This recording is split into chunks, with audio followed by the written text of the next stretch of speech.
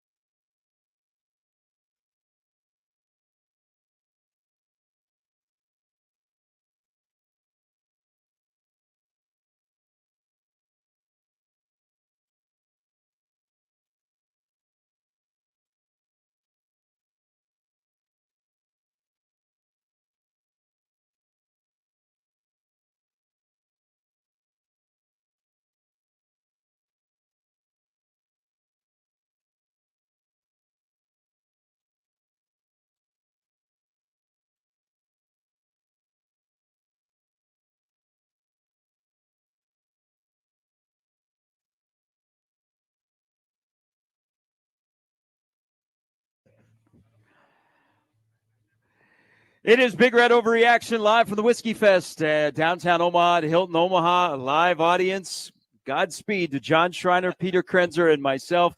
It is Big Red Overreaction brought to you by Equitable Bank. We take banking personally as Nebraska rallies in the second half after a godforsaken, terrible first half that will be shown a lot during the summer on BTN and felt like a classic 11 a.m. streaming service football game. But somehow, some way, Nebraska responded in the second half, looked completely different, and they win 28-10 to bounce back from last Friday night and move to 4-1 ahead of a matchup against 4-0 Rutgers next week. This game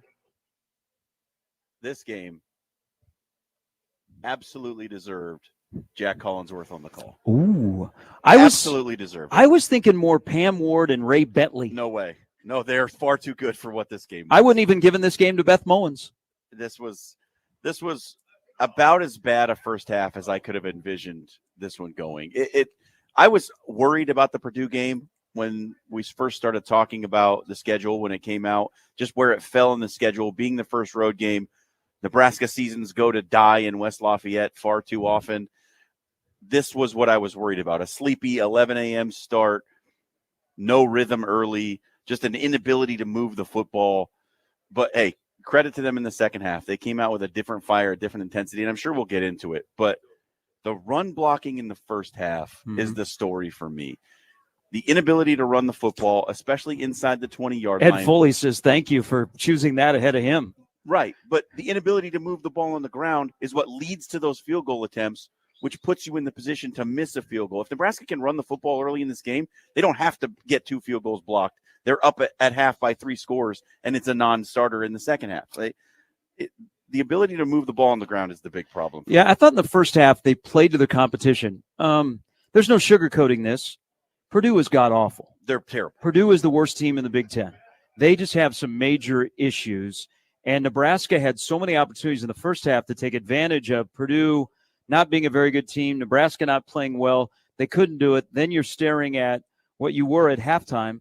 But I thought in the second half, and I think in the first half, John, Nebraska played to their competition. I thought in the second half they played closer to the standard they want to be. I think Nebraska is a 5-7, 6-6 team until they prove otherwise. They carry themselves like that in actuality when they want to be an 8-9 win team. But I thought in the second half they won first down on both sides of the ball, which is key because Satterfield and any offensive coordinator, including all the ones that call into this show or on 1620 The Zone, when you fall behind schedule, you're not going to be good. It turns into a crapshoot. So when Nebraska is on schedule and they have a rhythm like we saw in the second half, they are so much better offensively, and that started with 21 being the first running back that was up to begin the second half. But I also thought, they understood the moment of, wow, if this doesn't get turned around, we are in trouble. But they also controlled what they could control. If you're on offense, you had traveled 6 times in the first half into Purdue territory, had 0 points. That's not good. They never allowed the opportunity to go, should we kick a field goal here, ever crossed their mind in the second half. So it's a win. You move on. You got things you got to figure out. You still got to work on. But most importantly, you turn what would have been just a horrible situation and an even worse show. You can only have one of those, sir. Guy came in here with a bag and just like stealing everything. Some of this stuff belongs to Hilton Omaha, not 1620 the zone. But you came in and you did what you had to do in the second half. Yeah. So we've gotten the negative things out of the way. I was really impressed with pass protection today. Dylan Raiola had all the time he wanted for large stretches of this game. This offensive line is so much better at pass blocking than run blocking. And I think that was part of the problem last year is this offensive line not good at run blocking. They're not road graders. They're pretty good in pass pro. You didn't have a quarterback that could take advantage of that last season. You have one this year. That's what wins you this game. Well, and I would start of a positive. How about the defense? You know, the defense was much maligned after last Friday night, and they were embarrassed. And they came out and they played well throughout the entire game. Now, they still got some things to work on, but a good bounce-back game for what they did well. You know, they had a lot of almost sacks, but they never had as many leaky plays. Now, the yards after contact and the initial tackling and wrapping up is still an issue.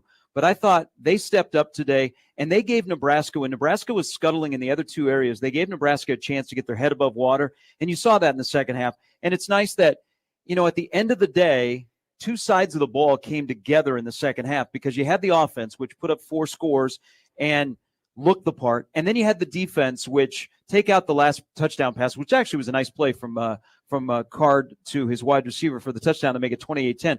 You get a John Bullock pick 6. You know, so there are more positives out of this game, but the negatives are of concern, and we will get into Ed Foley and the special teams because in the Big Ten, you have to be good on the line of scrimmage, and you have to be good in special teams. The teams that are at the top do those things well. Nebraska does not do the special team thing well, and it's not like it's new today. And that is a glaring issue of just terrible IQ and then the performance. I put the IQ ahead of the performance, but in this game, it's 28-10. You can't forget about that, but a win is a win. All right, if you'd like to join us, hey, come down to Whiskey Fest at Hilton Omaha. We're here until the Whiskey Fest is going until 5. We're going to have to give ourselves some time to enjoy Whiskey Fest, so we will not be on the air till 5. But you can come down here to Hilton Omaha. There is an admission fee, but I can tell you by the absolute gong show that is going out in the hallways here, it is well worth it. It feels like the College World Series. Like, if you ever been here during the College World Series and you're in the lobby, it's like, man, I can hang out with Livy and Paul Skeens. They're not here today, but John Schreiner is. You sure? And you can come to the Herndon Room if you're here. That's where we are, live studio audience. Whether it's good for us or not, we will have a live mic for the 3 non-sober guys that are sitting in front of us.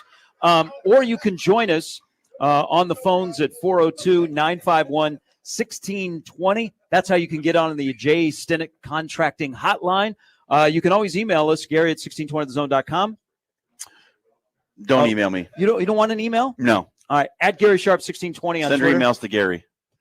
And you got to give out your Twitter at handle. John Schreiner on Twitter. All right, so we'll get through as many calls as possible. Of course, we'll go back to West Lafayette. We'll hear from Matt Rhule, his thoughts on this one. Matt Rhule, not happy, very agitated today. And also, a ticket to Whiskey Fest. we can't wait to get the pool report on the officiating today. How good were they? Oof. Yeah, they had about as bad a day as Nebraska's special teams. This show is also brought to you by Dingman's Collision Center and Mechanical Repair. Also, No Name Nutrition, live a better, healthier, more natural life. Let's start with George. George, you are first up on a 28-10 Purdue victory on Big Red Overreaction. Welcome. How are we doing, guys? Much better than about an hour and a half ago. Yeah, but after this game, when we're talking about the first half, our inability to finish with and I'm no expert on field goals, but when I was a kid, and when you guys remember, I'm sure, you had Alex Henry, then you had Brett Maher, and I think there was a Pat Smith for 1 year or 2 years. Won a game at Penn State in overtime. Yeah, exactly, in 2013. I remember that game. And I think we had a kickoff return in that game too. But it was a fun one. But the thing is that with our kicking situation right now, I feel very pessimistic after last week because that we're talking about today. I mean, that's the difference between 9 points. I mean, that's a huge swing. And they're not long field goals. I mean, you guys can correct me if I'm wrong, but I believe the longest field goal we had today was a 45-yarder. And I know that's not no gimme, but that's not an unreasonable ask. It was a 45, a 42, and I don't remember what it was before the half. But before anything else, we need to get that fixed. And I'm sure you guys are going to hear that about 150 more times on this show. So I don't want to beat to death a dead horse or whatever people say. So have a great rest of your day, guys. Take care. Thanks, George. I think another aspect of the couple of blocks of the whole field goals. One, let's highlight Brian Buschini. Brian Buschini saved a touchdown. Let's see if Matt Rhule mentions that right now. The defense, was terrific throughout. But the offense punted twice. I mean, they just up and down the field, just a couple of crucial penalties hurt us, and then obviously if you're able to make some, so you're down inside the 35. I think, I don't know how many times we crossed the 35-yard line. Those are, three, I think one missed and two bad snap that led to blocked field goals, right, which were unfortunate. I love the fact that they didn't flinch. They didn't flinch. At halftime, I told them this is exactly where I felt like our team needed to be, to come off the heartbreak of last week, a game that nothing went right in terms of like one play goes right, we might win that game last week. To come back, I don't know what I don't know what's been like around here before that, but a lot of times teams, they come off that heartbreak and they don't play great the next week that I've been a part of. So I thought for our team to bounce back, Tommy tried to go, he couldn't go. Guys are down, guys step up. We played a lot of guys today. And things not go exactly right. I thought it was exactly what we needed, to be quite honest. Like, I'm glad it ended up 28-10, but that was a game we had to fight for, and guys had to make plays, and got some tough calls go against us in the first half, and the guys. In fact, if anything, they were telling me to keep my composure. So appreciate those guys. What kind of lift did Emmett give you in the second half?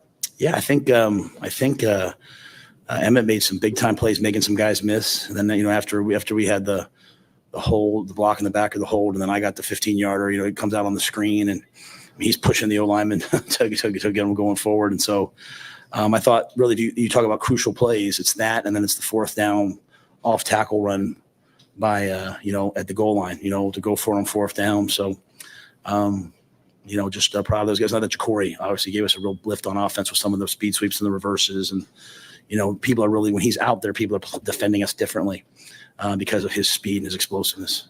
Just the overall execution of offense in the second half, when you got across onto their side of the field, what keyed it being so much different after the first 30? It was just third downs in the first half. We were 0 for 5 in the first half on third downs, and two of them we ran it to get it to fourth and short. Because we were planning on going for it. The one we went to fourth and short and we false started. Okay. The second one, I can't remember what happened. We didn't get it right. So we just said, hey, you know what? Let's throw it for 2 downs. Let's give Dylan 2 chances, moving forward. And again, if it's 9-0 at the half, you're kind of disappointed in your red zone offense, but it's not quite. I mean, that was what it was. And so we just made the shift at halftime. Like, all right, we're going to go for it. And I thought the play were in the red zone where Dylan found Jamal. He showed patience. He knew what was there, and made a play. How did you characterize at halftime, given that where you guys were at?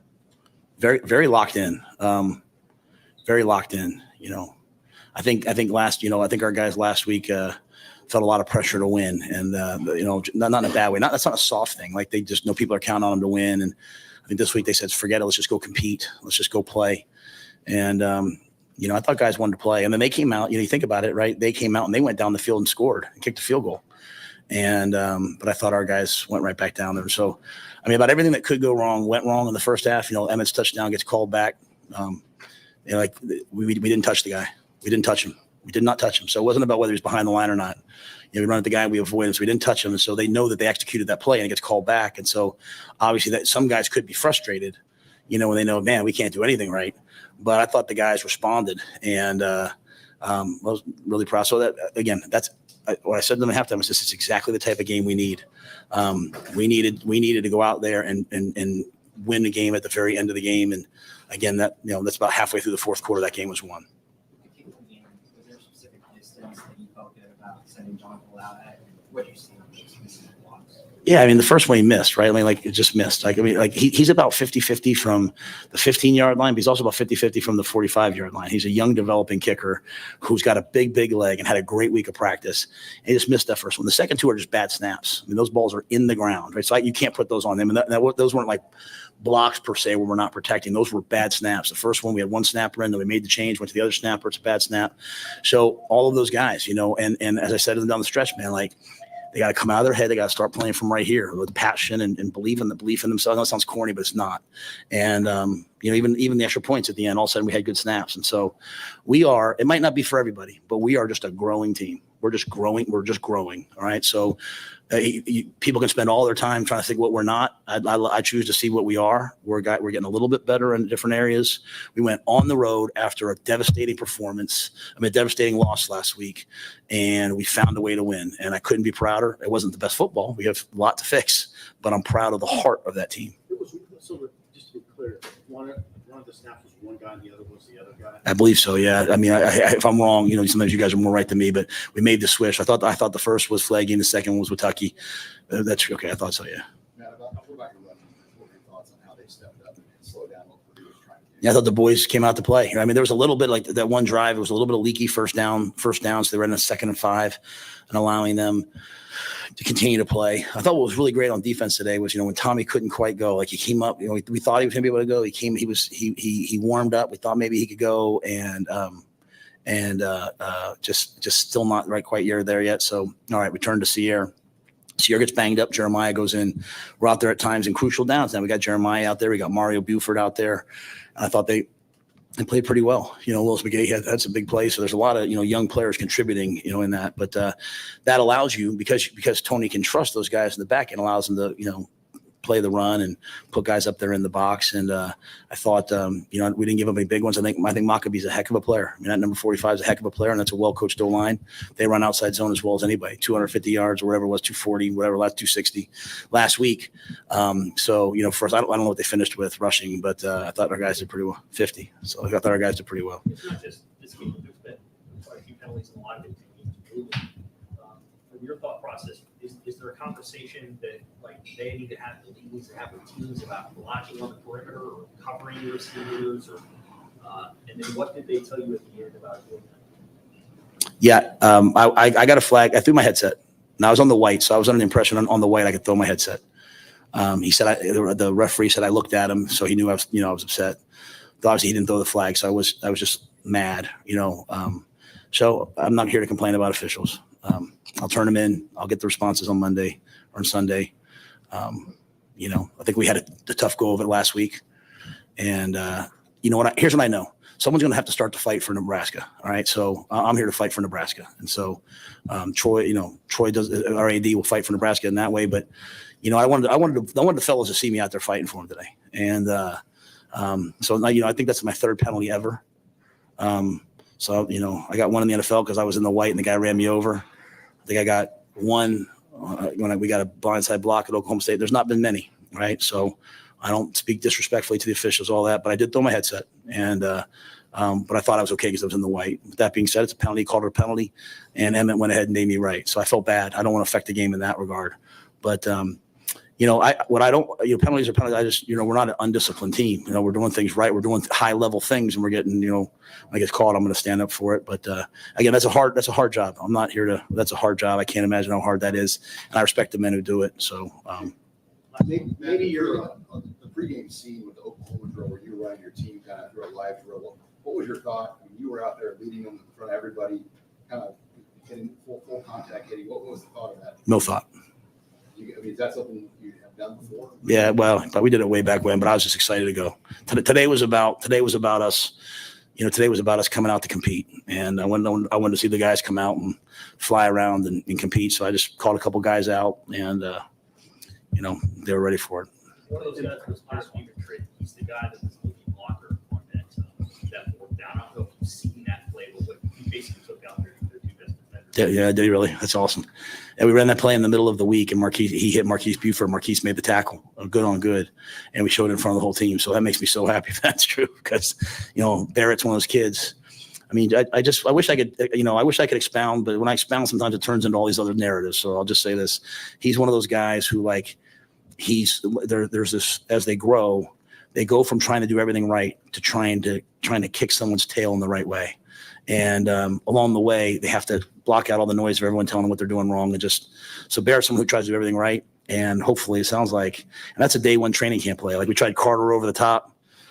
We try, I'm just saying, like, in all seriousness, like if you look at the level of creativity, and again, we're not perfect yet. Like we're so young and things are different. Like no one's asked me about Gunner. I love that.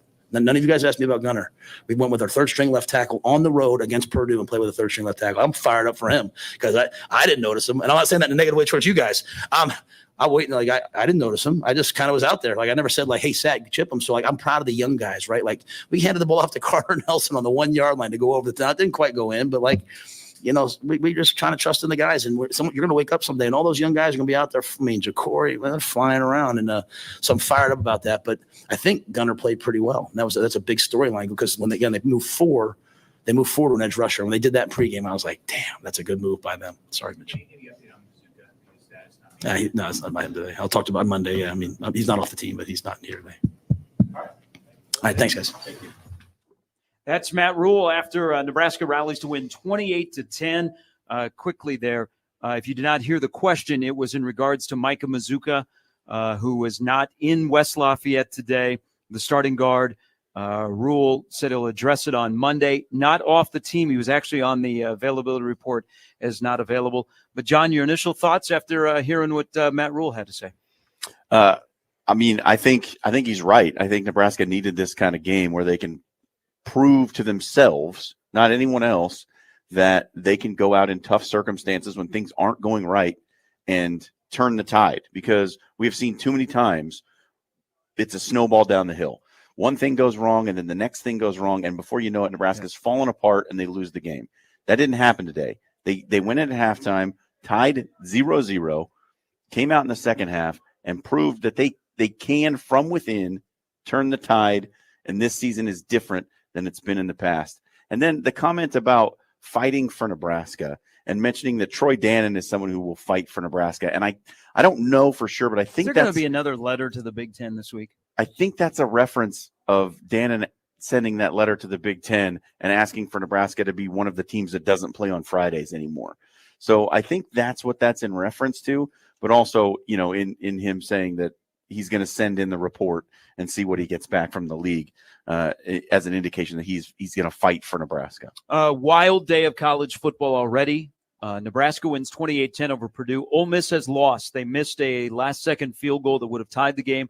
They lose at home to Kentucky 20-17.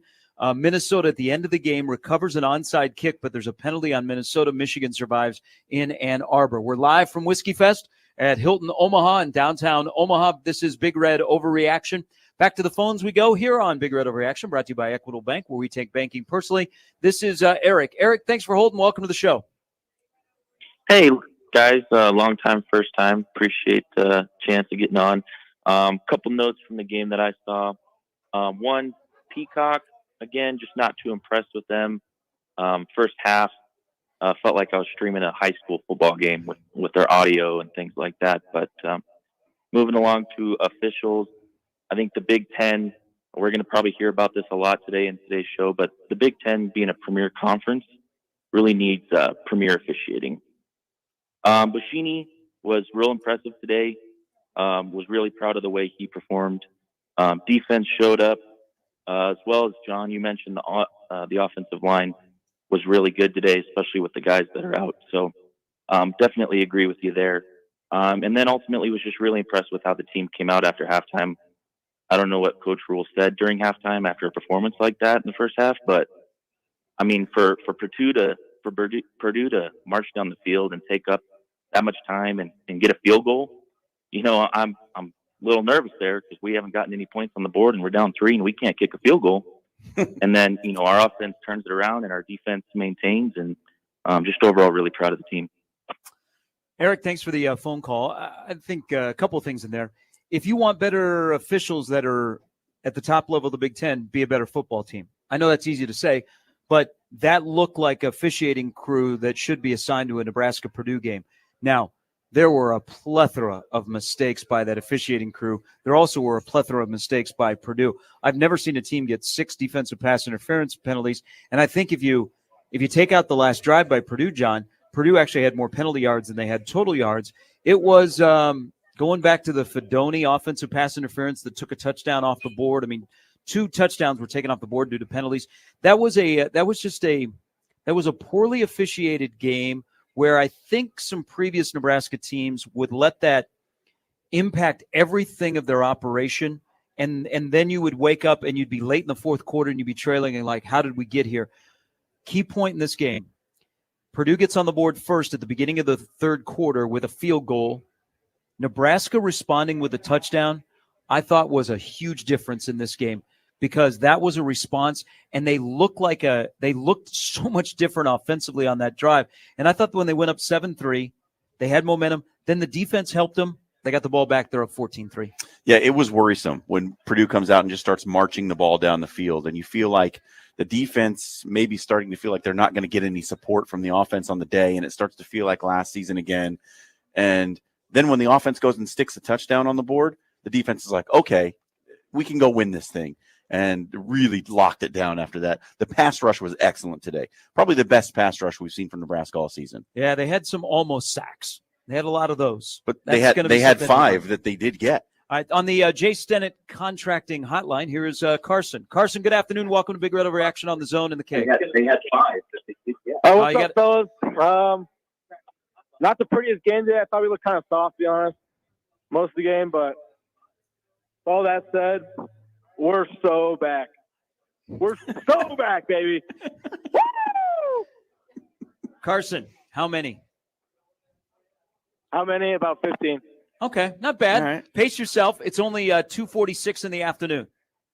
Yeah, I'm trying to outscore Nebraska today. So, Carson, thanks for the call. Here is Dave. Dave, good afternoon. Welcome to Big Red Overreaction with John, Gary, and Peter, and Joey. Yeah, hi. Can you hear me? We got you, Dave. Hey, yeah, this is a first-time caller, long-time listener. I just want to say that watching this game was kind of like watching a really good movie. I can't criticize it because I was entertained. One thing I would say is our running backs do not have top-end speed. The offensive line did play good. I just thought that, the second half they were tough and rough, but I just thought in the end they're not ready for Big Ten play quite yet. So I just want to say go Big Red, and thanks for the shout-out. Thanks, Dave. I think the quarterback handoff game still is very bothersome. Tough. But, and against a defense that coming in was, 131st in FBS in run defense. Nebraska finished the day in terms of rushing with 161 yards on 32 carries. So that's 5 a tote. The 2 longest carries, Emmett's 16-yard run, and then Barney, if you want to, 31. But just the running backs today, Emmett Johnson got in, went 8 for 50. Dowdell was 9 for 21. Ramir was 5 of 9. The quarterback handoff game has been a problem. It is a problem when you're not moving guys up front. Satterfield doesn't get super creative. He's not super creative in the run game. In the pass game, I think he's really creative. In the run game, they're not creative enough, or they don't have the exact weapon to do what they want to do. Now, I thought when they started to get lateral with the running backs, now Barney was living on the edge. Yeah. But when they started to get lateral with the running backs, and it started with Emmett Johnson, things look different. So what does that do moving forward?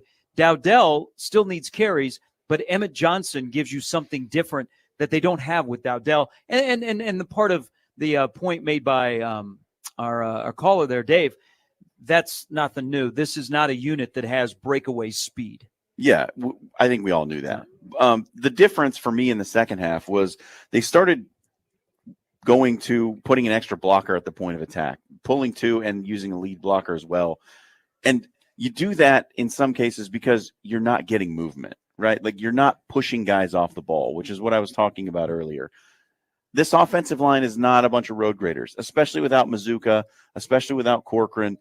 They're just not guys who have that kind of look. Run blocking's an attitude, man. It's about I'm going to move you down the field, and Nebraska's much better at pass blocking. But don't you think also this is so? If you don't have the element of the quarterback run game, which Nebraska does not, you've got to win more one-on-one battles. And they are not equipped right now at a stage to continuously win one-on-one battles to be able to run the ball.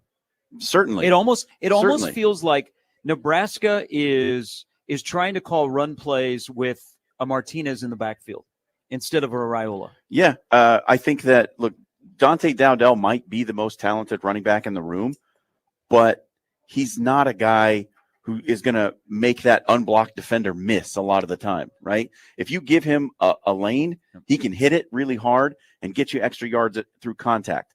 Emmett Johnson is the guy who's better at making that guy miss in the hole and then getting down the field 4 or 5 more yards.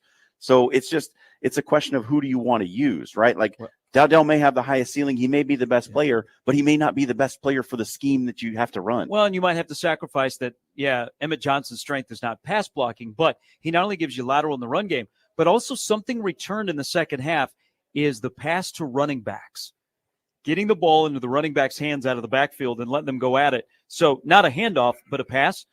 Emmett went 3 for 48 and had that 39-yard reception, which was a huge almost backbreaker of Purdue. We talked about how bad all week Purdue's run defense was. Their pass defense was atrocious today. Rhule, 17 to 27, 257, drew 6 defensive pass interferences, did not throw an interception. All right, we are live from Whiskey Fest downtown Omaha. We are at the Hilton. There is an admission fee, but judging by the atmosphere, it is well worth it to sample some of the best whiskey from around the area. We got a thumbs up from the crowd. Like Nebraska recruits the 500-mile radius. We have whiskey from the 500-mile radius. But we are here at Whiskey Fest in downtown Omaha on Big Red Overreaction, brought to you by Equitable Bank. We take banking personally. You can join the conversation, 402-951-1620, after Nebraska defeats Purdue by a score of 28-10. Lots to dig through of what Rhule just said, and also we'll get into some of the things, especially special teams, with 2 poor snaps that essentially rolled along the ground and the other missed field goal. They used 2 different snappers today. Makes you appreciate a guy like Marco Ortiz, and it's sometimes Bruce Reed. There's John Schreiner, Peter Krenzer. Joey is back in studio. I'm Gary. It's Big Red Overreaction on 1620 The Zone and the Keg.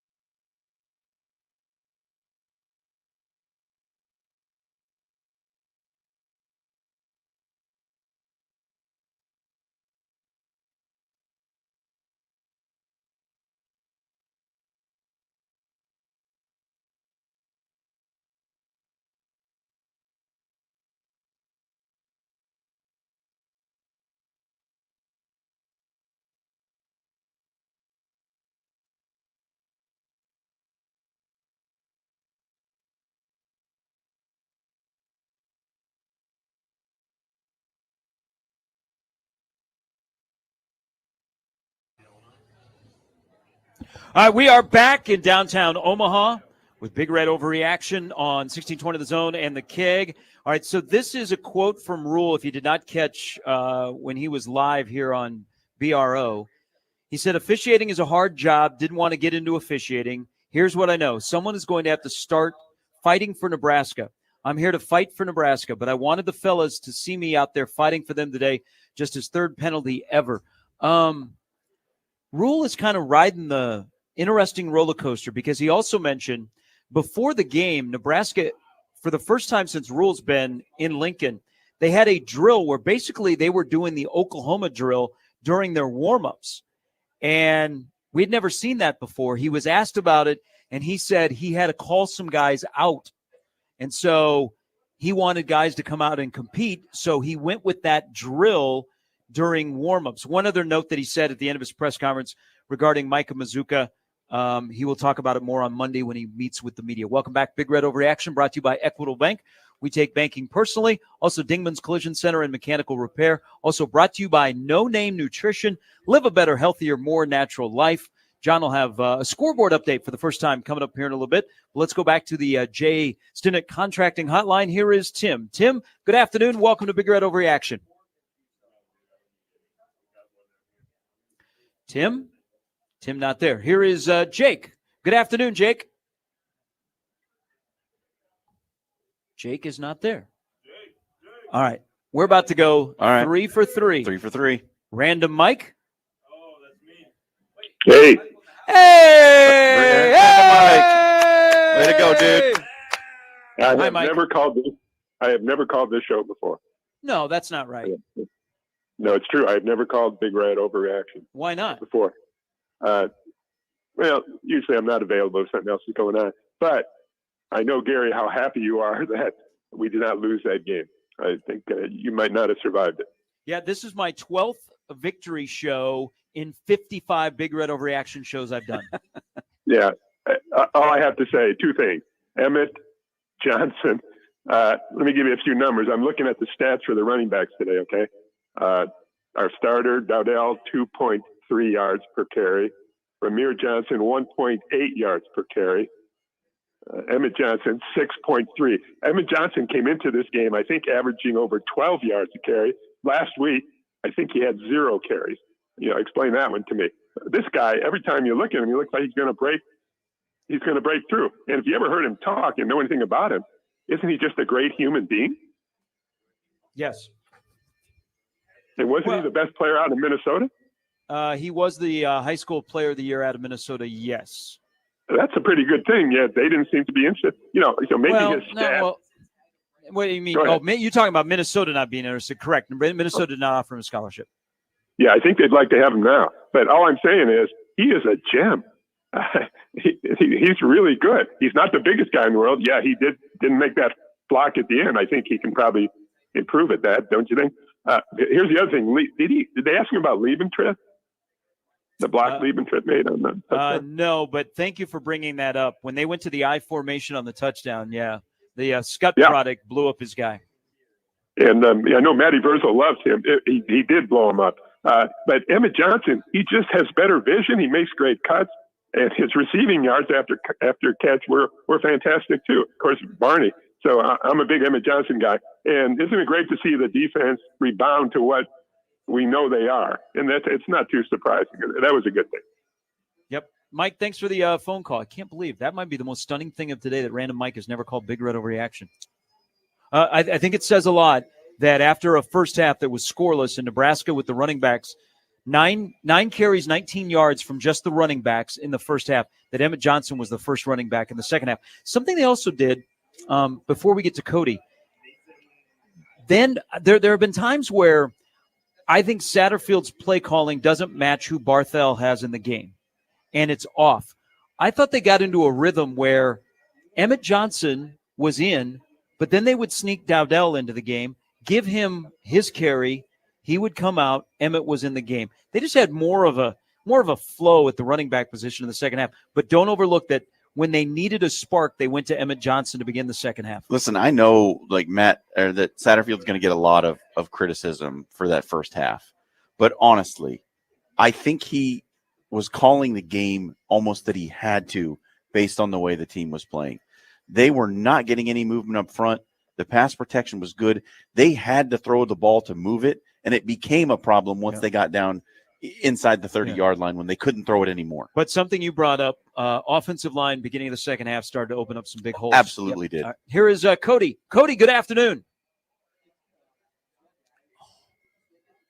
Cody? Wow. We got you, Cody. Thank you. Hey, I was just trying to say I'm very impressed with the lack of interceptions and, like turnovers, man. Like, me is a drastic improvement over the last, the past couple games, at least the last season as a whole. So I'm just really liking that. No, again, another day where a game where Dylan didn't turn the ball over. That's and in this kind of game, Cody, in this kind of game, one turnover could be a backbreaker, and Nebraska didn't have that out of the passing game.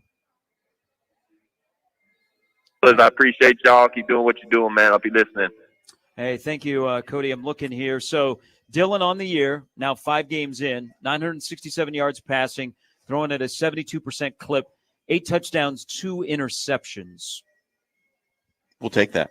That's a vast improvement from what we've seen in the past. But Dylan Rhule hasn't been the problem. Like, he has not been the problem for this offense at all. There are no complaints. I haven't heard any from anywhere, really. Maybe the only thing – so there's 2 things that happened today, and this comes with a young quarterback, is he's got to learn to throw the football away. He took a sack early in the game that would have been easy just to get rid of it. And then something or nothing. I know that when you underthrow the ball and it's a 50-50 ball, you're more likely to get a DPI.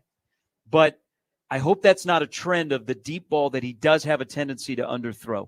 He got bailed out by Purdue today. Those would be 2 things, but those are nitpicking things. I mean, I can live with 15, and we're all going to have to get used to that Nebraska loves to throw the fade in the shadow of the goal line. And then another thing, I think a bigger thing moving forward with the whole offense is Nebraska for the first time in a long time, and I'm saying a long time, you might have to go back to the Zach Taylor-Gans era where there were true passers. You have a quarterback that can see and can do the middle of the field.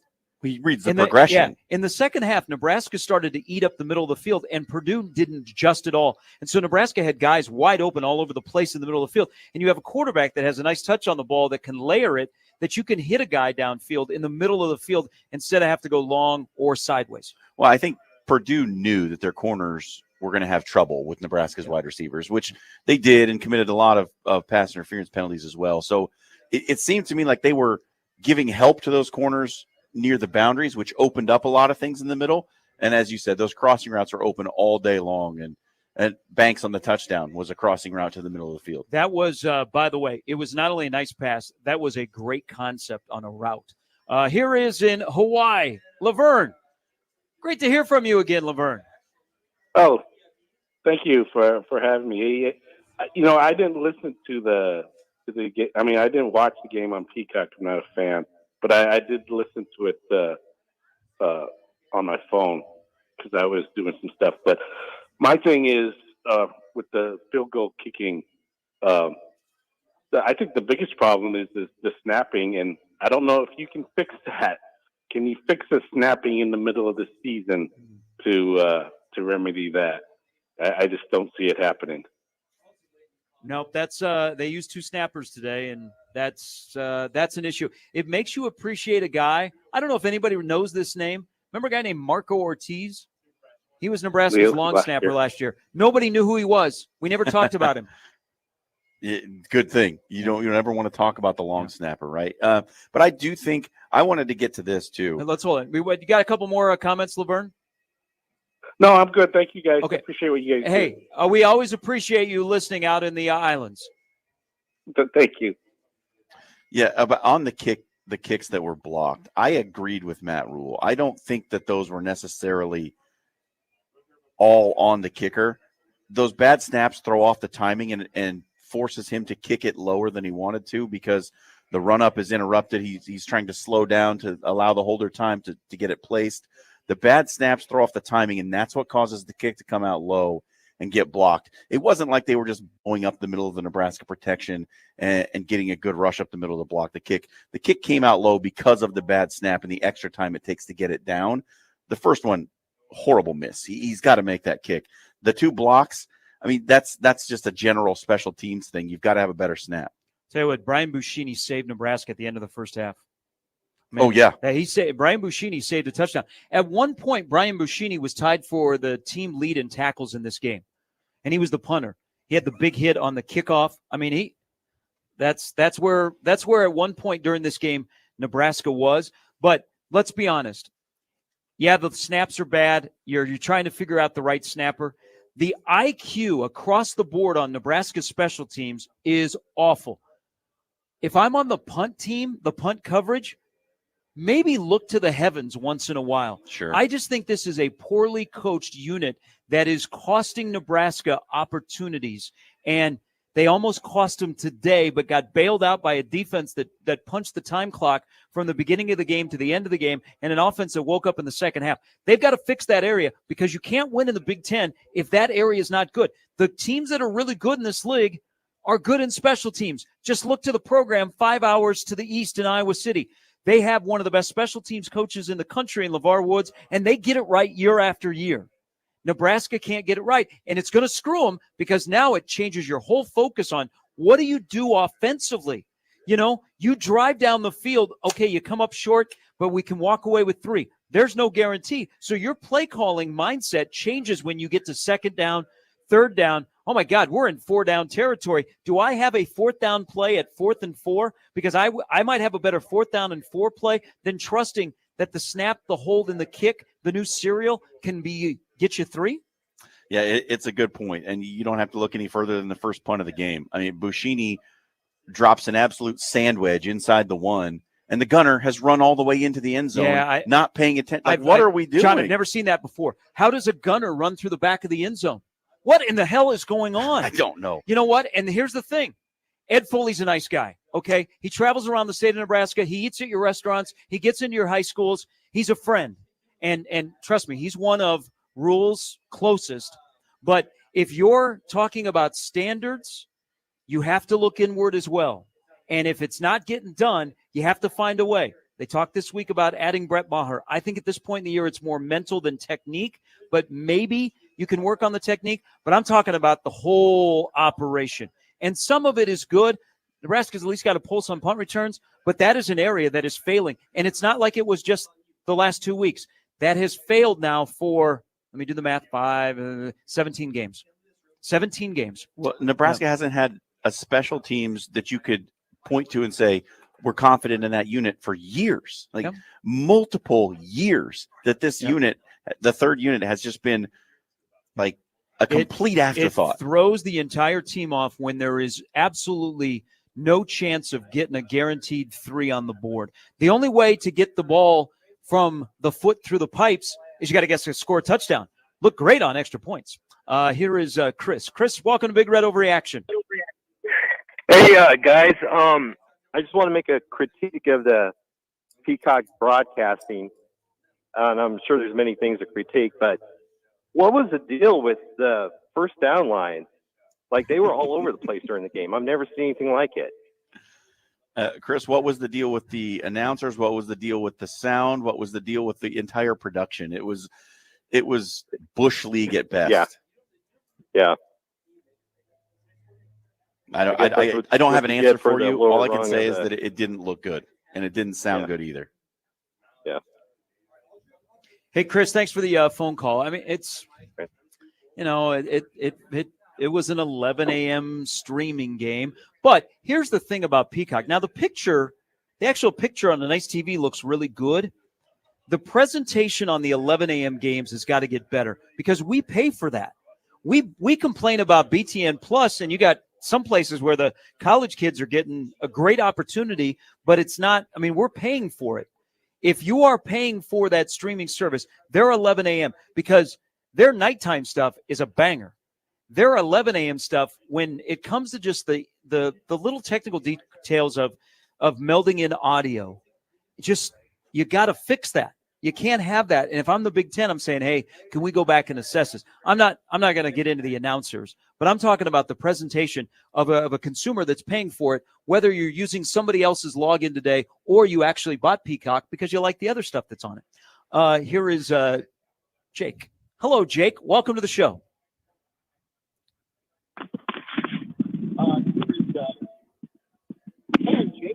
Jake? Hey, how are you? Good, Jake. Good. I got a few things. Number one, our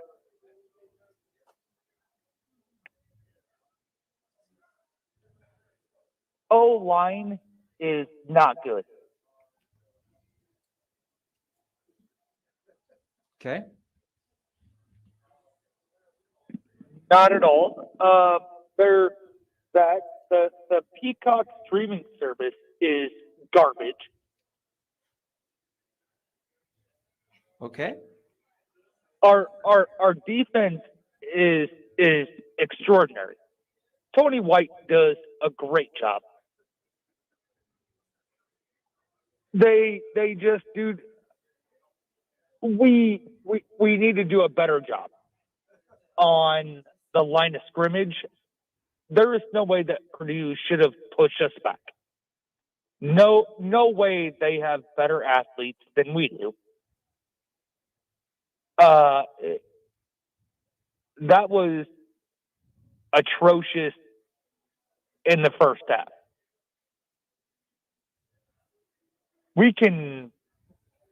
Nebraska has recruited so well over the last years. There's no way that they should have been able to push it over. Yep. Is that it, Jake? Can you hear me? No, we got you. Is that it? Do you have anything else? Let's talk about the kicking game. Okay. We're do quickly we now. have a long snapper on scholarship? They do not. Exactly. Remember when Pelini was there? They always had a long snapper on scholarship. Correct me if I'm wrong. It's been hit or miss. Once in a while, they will have a long snapper on scholarship, but it's with Pelini and even. Are you talking about PJ Mangieri? They've always had a long snapper on scholarship. Always. Okay. It is atrocious that we can't get a snap right. That is correct. This game should have been out of the question in the second quarter. No way that Purdue is as good as we are with the athletes that we have. It would have. This game should have been out of question easily. Jake, and good call. I appreciate the your thoughts. Please call back again on next week's show. Yep. I'm going to do this every week now. Okay. And I'll be the blunt person. I mean, our O-line, though, is atrocious. Yeah. Well, I don't fully agree. All right, Jake. Hey, Jake, enjoy the rest of your day. I do appreciate you. Who's you okay? the best player on our line? Okay. Hey, Jake, we got to move on. I thank you for the call. Please call again. I don't fully agree. I don't think the offensive line is atrocious. Did you see all the time that Dylan Rhule had to stand in the pocket and check his email and send DMs? And like he had all day. They're not great at moving bodies in the run game. They're not. If you can scheme around that and get some offensive linemen on the move, get the running back on the perimeter, they've looked pretty good. Running the ball straight ahead with power and with dive and those sorts of things between the tackles, no, they're not great. But in pass protection and getting on the move, getting on the edge, they're pretty solid. They're pretty good. You have to scheme for that stuff. Yeah, pass pro isn't bad. They still need to get the timing with Dylan and Dylan get rid of the football. But I'm with you. I'm with you. Their pass pro is is a little bit better, but you know how things work around here. John, you're a longtime Nebraskan. Mm-hmm. We judge offensive lines at Nebraska if they can move people. We do. We hearken back to the days of the triple option, but that's not how football's played anymore. It's a different game, and you have to scheme and leverage and do the things because, look, defenses have caught up to that stuff. Defenses are good too. They're out there playing football as well. And if you don't have the guys who can move bodies, then you have to do something different, and that's on your offensive coordinator to find the scheme that works for what you've got. Well, again, when you don't have the element of a quarterback run game, you ask a lot of your offensive line. Let's finish this segment with another phone call on the Equitable Bank Big Red Overreaction, where they take banking personally. Let's go back to the Jay Stinnett contracting hotline. Here is Bob. Bob, good afternoon. Hey. Yeah, listen, I appreciate what you guys were saying about the special teams, because if there is something that is atrocious right now, that certainly stands out. And it's almost breathtaking how bad things are there. I agree also about the offensive line. They're looking so much better in every phase. It's just, I think the scheming, when you guys were talking about the scheming, that's where questions are raised. This is a scary football team to get behind. That Northern Iowa game is the scariest 34-3 victory I've ever seen. And so Illinois last week wasn't a surprise. And they didn't do anything today with this victory to make us more comfortable. We've been saying for years that Nebraska had the best 3-win team in the country. Right now, I think you can make a case we're the worst 4-win team in the country. And I'm concerned that they're going to make a bowl game again. It's like, where are we going to get these last 2 wins to get to a bowl game? Are we going to beat Rutgers? I'm not feeling great about that. Are we going to beat Indiana? That doesn't look like a W. Ohio State definitely doesn't look like we've got a chance right now. UCLA may help us. USC, man, that's, so it's like UCLA and Wisconsin. So, Bob, let me ask you this. Get to a bowl. Bob, Sure. let me ask you this. Did you feel this way 2 weeks ago after Colorado? I was going to say Colorado was the one game that you really felt good about. Okay. And then Northern Iowa, you're like, okay, if we get pushed around by these guys, what's going to happen to us? So then Illinois, not a surprise. Today was a surprise. I wanted to see us bounce back better. And we did bounce back, and that's good. But I don't know where they get, so we were talking first of the year, 7-0 going into the Ohio State game. I'm not sure we make it to 7 wins. I'm not sure we make it to 6. So let That's all me, I don't want to sit here and debate about what their final record Sure. is going to be. Sure. Do you think they're a finished product? What you saw today is what they are? No. Okay. That's where my concern is because they're going to take a step back. Oh, come on. I don't know whether they're. I don't know where they. I don't know how big of a step back they would take. No, I don't. I'm not saying they're going to take a step back. I don't know if they get better. Are they a finished product? No. Neither are the teams they're going to face. So the 2 games that I look at on their schedule that seem winnable, those guys are probably going to get better too. So I don't know. All right, Bob. Check back with us after next Saturday. Sure. All right. And thank you, Bob. Next week will tell. This is going to be a long week around here because there's, you've watched Rutgers last night. Man, Washington on that long trip back to Seattle are kicking themselves because they left at least 2 touchdowns out there. That's the thing about in games like today. And again, Purdue helped Nebraska, and then Nebraska helped themselves. But in games like you're going to play next Saturday, is you can't leave points out there. When you get into plus territory, you have to find a way for the scoreboard operator to go over and push the other button so you put some points up. I think they are far from an accomplished team right now. I think they are working through some things. I think we may, when we get past Rutgers and we're halfway through the season, may have to reassess a little bit about where they are for the good compared to where you thought they would be. But I don't by any means think they're the worst 4-win team in the country. Winning is hard. This program hasn't won. You realize that they are a win away from tying their wins from last year? I mean, they're trying to figure things out. But today they figured out how to win a game when it would have been so easy to lose. And I think for a team in a program where they are, that's at least a positive that you can get on a plane and come home and go, you know what, didn't play well, but we're 4-1. And we know we didn't play well. Nobody is happy about today. Across the board, 60 minutes of football. So that's at least for me a sign. And I'm reading that off of Rhule, and then I'm reading some comments from players that have talked afterwards. If you want a glass half full look at this thing, when was the last time you watched Nebraska and felt like they didn't play very well and still managed to win the game? When was the last time that happened? So you should feel good in that respect that they figured it out. They did enough today to get a win in a spot where they were not playing their best football. Yeah, I think we want to fast forward and make this team, and I'm guilty of this, of, okay, let's figure out what they are over 12 games. I think right now we had to take a step back. This team is week to week. Yeah, okay, they're just trying to figure things out week to week. I wanted to say that as well. Like we sometimes we take every game as a referendum on the rest of the season. Like, well, if it happened in this game, it's guaranteed to happen the rest of the year now, right? Like this is how we look now. Wow. This is us. You've come a this long, is what we come look a long like. way as a scorned sports talk guy in Nebraska.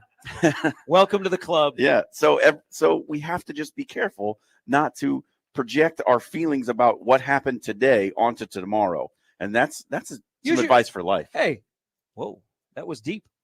Apparently you have not started here at Whiskey Fest. Not yet. Not yet. This program is brought to you by Dingman's Collision Center and Mechanical Repair. Also brought to you by No Name Nutrition. Live a better, healthier, more natural life. Don't be like John right now. John's going to have it's going to pop. Go to No Name Nutrition, and you'll feel a lot better.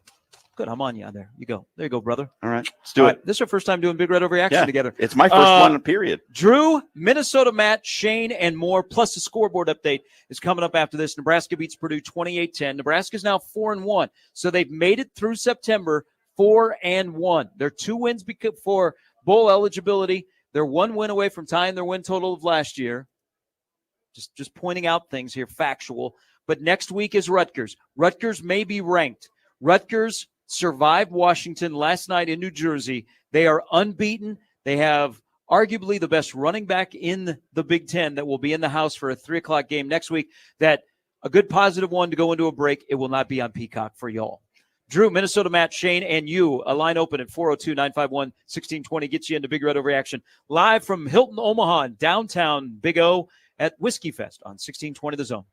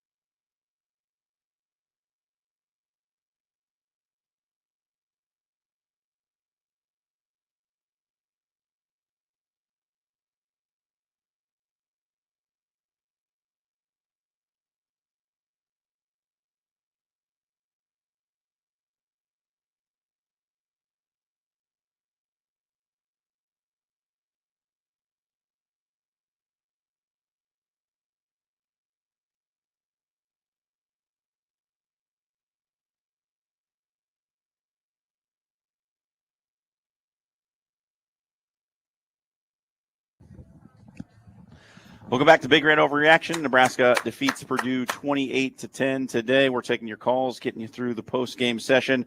Right now, we're bringing a scoreboard update by Peerless Energy Systems, your local compressed air system experts. Currently in the second quarter, starting the second quarter, Wisconsin and USC tied at 7, surprising to some. Notre Dame in a top 15 matchup with Louisville leads 21-13, 12:28 to go in the second quarter there. Oklahoma leading Auburn 7-0. Texas A&M behind Arkansas in the second quarter, 13:45 to play there, 14-7. Some finals from earlier in the day as Ole Miss falls. The number 6 team in the country loses at home to Kentucky. They miss a last-second field goal. Kentucky wins 20-17. Michigan survives a late bid by Minnesota, 27-24. And Kansas State, fresh off the big loss in Provo, they take care of Oklahoma State, 42-20. Indiana moves to 5-0, beating Maryland 42-28. That's a scoreboard brought to you by Peerless Energy Systems, your local compressed air systems experts. Let's welcome in Drew. Drew, thanks for holding. Welcome to Big Red Overreaction. Yeah, boys. Did I hear correctly? After Jake's call, John said there was a Husker quarterback checking his phone during the game. Taylor Martinez back? What is up? Yeah, Dylan Raiola was reading his tweets in the pocket today. Yeah. Yeah, I mean, funny comment by you or not, it was true. He had all day. I don't know how good Purdue is, but quick movie quote. If I don't want to take too much time. When I heard Jake, here's a quote. Jake's my boy. What movie?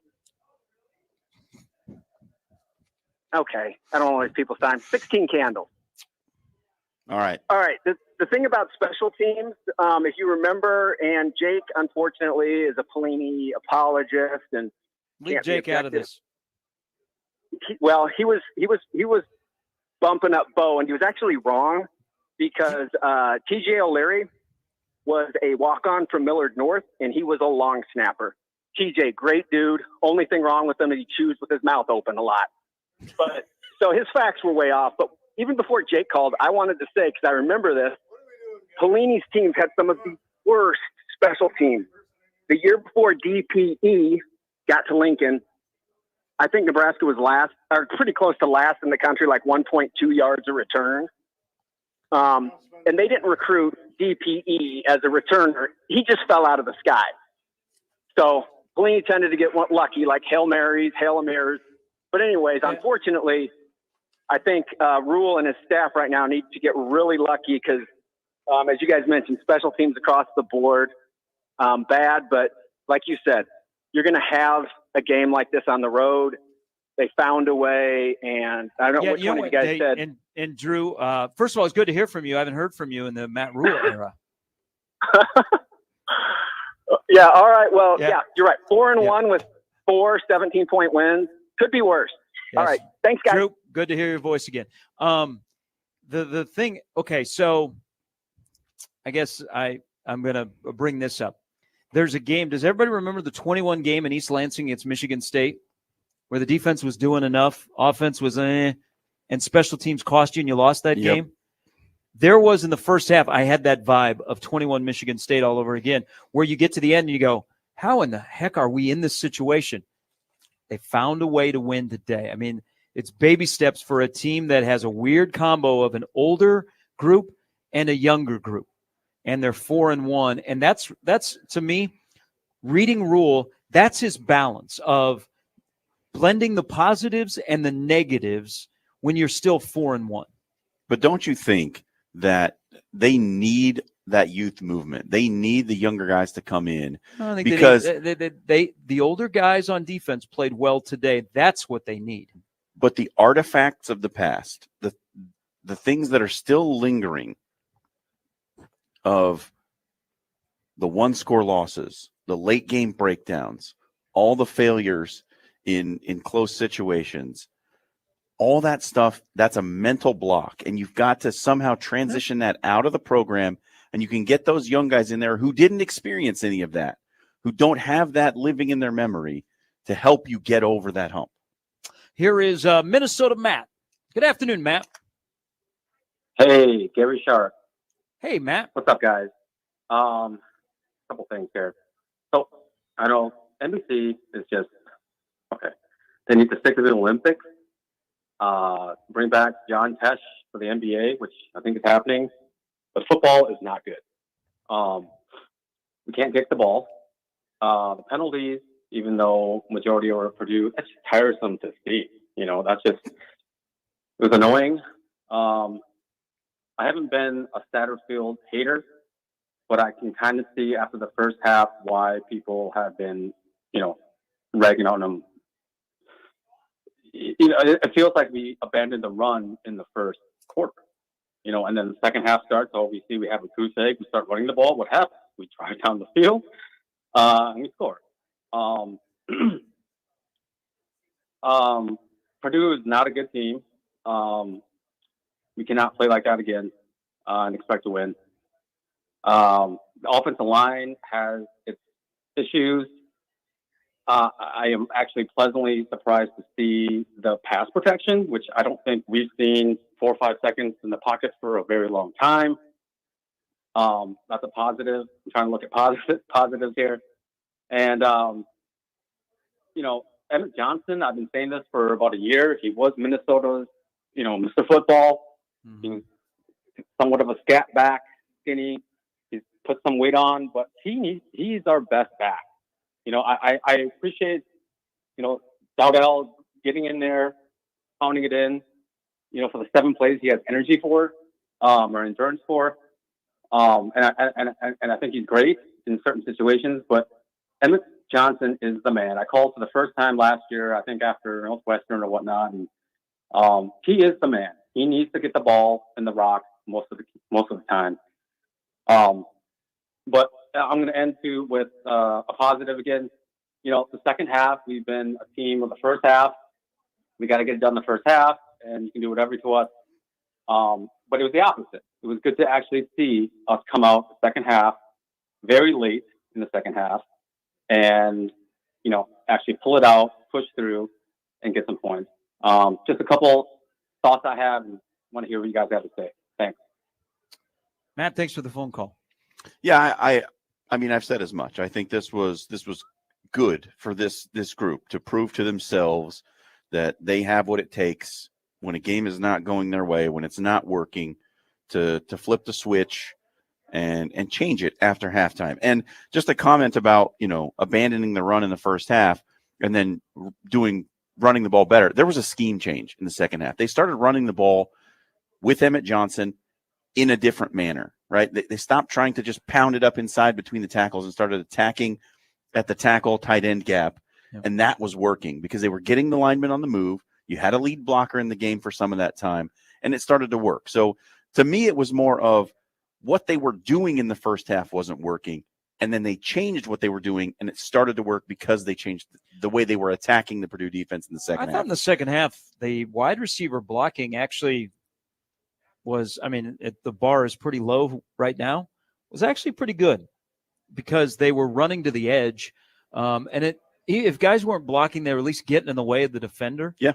I don't know. The thing about the play calling is Nebraska needs short yardage situations in red zone. What your pet plays are an issue. I don't know. I've never called plays before, but if I want to run the ball and I can't run the ball strictly off a quarterback handoff and I got to get cute where I run out of the eye, I run counter, I run jet sweep, that kind of stuff. That's a little frustrating as an offensive coordinator. And what are you searching for? Nebraska needs to find a way to call plays to get points. I don't care how they do it and whatever they give you. And I know that they should have been able to run for 4 million yards today because Notre Dame and Oregon State did. Not having the element of quarterback run game is an adjustment for this offense. And the creativity not being a staple is a problem for this offense. But then you have 15. I don't know. It's a weird dynamic through 5 games of trying to balance that you don't want to take the ball out of 15's hand, but then you're like, no, I gotta be able to run the ball. We got to be able to establish that. So that is a major work in progress. But if you can't move the pile, what are you doing? You're running. What's the definition of insanity? I know you say, hey, keep running the ball. You got to run the ball. But if you're not getting 3, 4, 5 yards, what you got to find your best option to get 3, 4, 5 yards with a guarantee might be in the passing game nowadays.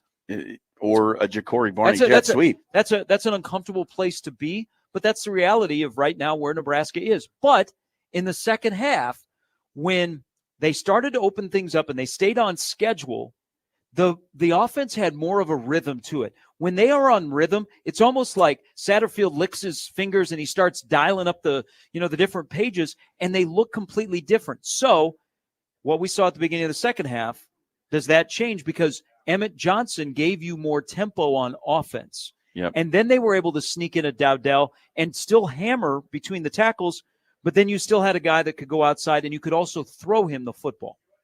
And like, we haven't really talked about him a lot, but Jakori Barney is emerging as maybe the best weapon on the outside for this team. I mean, he is dynamic, electric. We saw it in the spring game, and kind of like the alarm bells went off like, oh, we might have something here. Definitely got something in Jakori Barney. Well, and they've and if you watch, and it's tough to watch in real time because you don't get don't get the upper view. But they are lining him up in different spots around the field, which is a great move, because where he is touching the football has come from about 4 different spots in this game, whether it be on the little pop pass on the little end around or the jet sweep, or where they're lining him up. I mean, there was one time he went into a pass route and he had started in the slot after he had come in motion. So you're right. He's a weapon that they are using, and I think they're starting to figure out what his – like where he's going on what they can do with him. All right, back to the phones. Here is Shane on Big Red Overreaction, brought to you by Equitable Bank, where they take banking personally. That didn't sound good. Shane, are you? No, Shane's not there. We lost Shane. You know what? Let's get the best caller of the day. Do not let me down. This is Gary on Big Red Overreaction. Hello, Gary. Always my first question is, how's the golf team? I haven't been out for a week, but it's okay. The all right, I got to go back to a couple callers because I got my bandwidth up. All the right, first one is, how can we say we're the worst 4-1 team? Did he even watch any Iowa Hawkeye games last year? Whoa. 2, if a guy's going to criticize our offensive line for pass protection, which wasn't existent last year, and are we scoring more than 20 points a game? Does he need to go maybe take an offensive coordinating job and see how better he could do? I don't get that. I don't get those 2 callers as comments. Or what are they watching? But anyway, get out and play some golf. Love your show. All right. Thank you, Gary. I thought we'd have a little bit more, we got caller on caller crime. So what happens when the show's for? 28-10. It is about points, though. Nebraska has to find a way to score points. You get into plus territory. That first half was ridiculous. I know there was the kicking issue, but the fact that Nebraska is driving deep into other teams' territory and can't put points on the board. There was a stretch. If you go back to last Friday against Illinois in the first half today, there was a stretch of 8 straight times where Nebraska has driven into the opponent's territory where they haven't been able to put up points. That cannot happen. Look, Nebraska is going to play a team next week where Rutgers, if Washington would have taken advantage of their opportunities last night, Rutgers has a loss. Washington left, I was looking this up during the break because I said 2 touchdowns. I'll go one more. They left 17 points on the field. How many points did Nebraska leave on the field today? The score says 28-10, but man, when you go back and look at the film, are you going to go, Jesus, that's like a 45-10 game. You can't do that in this conference and leave points out there. So you got to figure a way to put up points. This is now a stretch where now I have to go back even further. The last time Nebraska scored 30 or more against a Power 4 or Power 5 opponent that was not Purdue. Last year was 31 against Purdue. I thought they would get to 31 in this game. They got to 28 after a scoreless first half. Let's do, is it Mike? Next up, Joey, is it Mike? Oh, I'm sorry. My apologies, Mike. Yeah, come back next time. Here is Eric. Well, Eric, welcome to Big Red Overreaction. Hey, good morning, guys, or good afternoon, I guess. Hey, winning's hard, and I think after all that, we've kind of been through the past few years, I think the whole fan base just needs to kind of step back and realize we're 4-1. Who cares how we got there? I mean, our Sundays, Gary, the past few weeks have probably taught us that, a win's a win. and kind of get past that. But I really like Latowski today. I thought he filled in really nicely for his guy. Mazzuca. So Latowski looked really nice, and I don't know, like I think just as a whole, I think we're going to have to kind of step back and just kind of give these guys, a little bit more time, I guess, like on like their play calling and everything. Like it just feels so pro style right now. Like I think, they're still trying to figure out the rotations and everything. And I don't know. I'm just kind of curious what you guys think. Thanks. Eric, thanks for the That's a phone bad call. Yeah, it's interesting because I think one of the things, and I think this is what Eric was alluding to, it's like this team hasn't had a winning season in 7 years. And after the first 3 games, we started to, I don't know, expect that they were going to be in the college football playoff, right? And this is not a team that's built for that this year. You have a true freshman quarterback. Yeah, he's very good. We all love him. But the offensive line has issues. There are issues on this team that still have to be worked out. This is not a finished product. This is not a program that is ready to compete in the upper echelons of the sport. It's a program that's building. There's signs that things are going in the right direction. But when you go on the road and you get a win in the Big Ten, even if it's the worst team in the league, you have to take that and take the lessons, take the bad, understand what you did wrong, but also take the win and feel good about the win. I thought staying the course was important today. I mean, you played a brutal, you were involved in a brutal game in the first half, and Purdue gets the ball and they put points on the board. Instead of panicking, which I thought in the first half, when calls weren't going Nebraska's way, special teams were breaking down, you weren't putting up points, it looked like the operation as a whole on one side of the ball was panicking a little bit. I thought in the second half they did a really good job of staying the course when they were down 3-0. But 3-0 felt like, my God, that feels like 10 points at the moment. But they responded accordingly. We got to go to a break and we'll come back. But I want to see if people want to discuss this, because I do think this is an issue with this football team. Whether they've been the right calls or not, and today's display by the officials was not up to Big Ten standards by any means. Not at all. Nebraska has a penalty problem. They have a undisciplined problem of penalties at the wrong time, but just simple, stupid penalties. Not like effort penalties. These are just dumb penalties. And 11 for 94 today. Now, you could nitpick, and there's a couple in there, and I will absolutely agree with you that should not be there because they were bad calls. You can't play football and have 11 penalties for 94 yards. They had the issues last week. It was on defense. They've got to figure out a way to fix that, because that's been a problem, picking up untimely, just what are you doing penalties from UTEP now through Purdue. All right, quick break. We'll come back. We are live from Whiskey Fest in downtown Omaha at Hilton Omaha. Live studio audience. Hey, I recognize you. We do have a live microphone if you guys want to ask questions, but you have to be sober. That rules everyone out. Threw that one in there.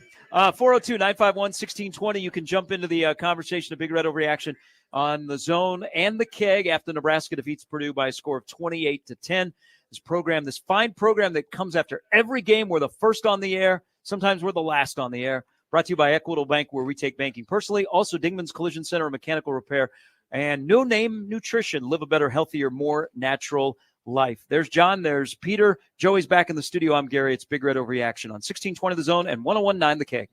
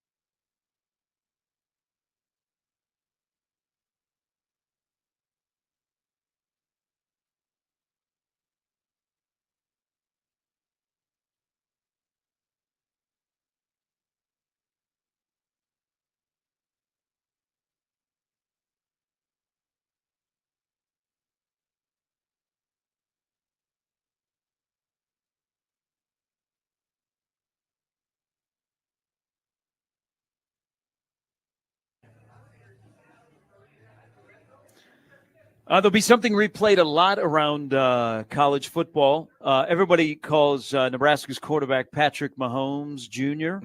Will Tyreek Hill respond to Jakori Barney giving the peace sign as he was going into the end zone? 31-yard touchdown. Also, a shout-out, since we are at Whiskey Fest in Hilton, Omaha.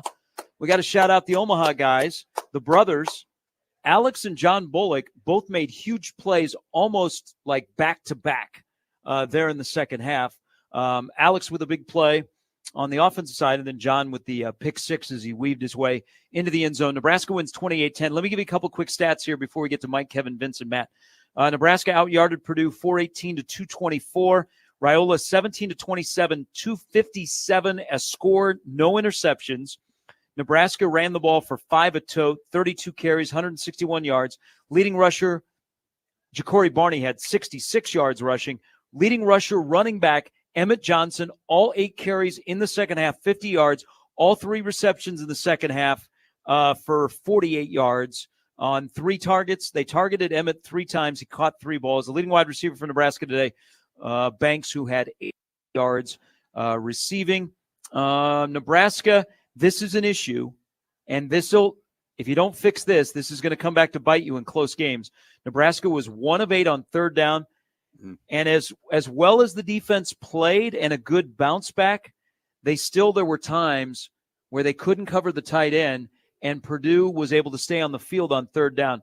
Purdue was 7 of 15 on third down, but Nebraska averaged 7.1 yards per play. They held Purdue to 4 yards per play and only 1 touchdown, and that was at the end of the game. All right, welcome back into Big Red Overreaction, brought to you by Equitable Bank, where they take banking personally. And back to the phones we go on 1620 The Zone and 1019 The Keg. Here is Mike. Mike, thanks for holding. Welcome to the show. Hey, Gary, how are you doing? Good, Mike. Good. Hey, I just called. I'll be your Debbie Downer, and this and that, I guess. I am glad that you told me about, I heard something about you, they're learning how to run the football and kind of fusion the passing and the running game, because I don't understand. I really thought Nebraska before the season would dominate in the trenches. Almost everybody they played, except for like maybe Iowa or maybe Ohio State. I was really believing in our trenches on both sides of the ball, and been very disappointed in both. I mean, we got experience on both sides of the ball. We can't run the ball when we want to. I know we say, we're running the ball. We got 5 yards to carry, or you're doing reverses and you're doing, freaking, I don't know, little trick plays, and you're getting 10, 12 yards. But if it's 3rd and 3, you can't line up the ball and run it. Why? I don't get that. Why? Why can't we get that? I mean, I know who the offensive line is. Coach's last name is. I know that, but we ought to be able to line up the ball and run the ball and get 2 or 3 yards, you'd think. And then on defense, that vaunted death row. I don't know, man. We're 4-1. Everybody says, "Hey, we're 4-1." Yeah, but okay. UTEP, Northern Iowa, Purdue, one really good win where everybody was like, I knew, Colorado ain't going to beat us. We just knew that. But I'm just saying. So I don't know. Where am I supposed to be? Am I supposed to be happy, joy, or am I supposed to be, yay, we're 4-1, or I'm like, man, we still don't look real good. All right, let's do this, Mike. Nebraska has to play the schedule they have to play, and Purdue is going to be, of the remaining teams, Purdue is probably the worst team you're going to play. UCLA probably is a notch ahead of Purdue. October has gotten serious for Nebraska. Mike, I love you calling the shows and all that stuff, and I don't want you to go away for a month, but I want you to sit on how you feel today, and then let's check back in, including Ohio State, after Ohio State, because I think October now will determine more about where Nebraska is in year 2 of Matt Rhule than November, because Nebraska's had to deal with an early loss that probably in their mind they're like, man, if we get rolling here and we play well and we play to where we think we are, we're going to make it through September unbeaten. So now they have to deal with a loss. They dealt with it today. They won a football game. Check back in October, because they're going to play a team that is going to line it up and try and run it at them and play a game in the phone booth. Then they're going to have a bye week. Then they're going to go to Indiana, a team that is feeling really good right now and won today. They're going to be unbeaten. It's going to be your second road game. The place is going to be sold out. There's a possibility there could be a major pregame show there that is FOX. You never know. I mean, that game will get a lot of attention when in the beginning of the year you thought, hell no. And then, of course, the beast is at the end of the month. So do this. They're 4-1. They played the schedule that's in front of them. They stubbed their toe last week. They basically shot their toe off where they could be 5-0, and they have flaws, and I don't think they're a finished product. I was someone that said 7-5 before the year because I'm not sure how they can handle success. We saw that against Illinois. They won. They go, phew. Now they got a big challenge. This is going to be a long week. I mean, Saturday's a very important football game. Yeah, it just scares me. Not that they lost Illinois, but basically, how they lost Illinois. That's fair. That's fair. It's the same movie. Yeah, it runs how we're winning, but how we got to do it. Dylan is awesome. He's great and everything, and hell, he saved us. I mean, but how? I don't know. I'm just worried about Mike. The trenches. I'm worried about the trenches. I didn't think we should be. So anyway, I mean that's fair. I listen Mike, forever, Gary. I know. Thank you, Mike. Have a great weekend. You bet. So let me approach this. I think I said this at the beginning of the show. Nebraska right now to me feels like they're still at 5-7, 6-6. Ooh, if we got that game, we would have been 7-5. That is a 5-7, 6-6 that so desperately feels and wants to be an 8-win team. And they don't know how to get there or to go Saturday to Saturday to be like that. That doesn't mean that they're not, but it's a learning process along the way.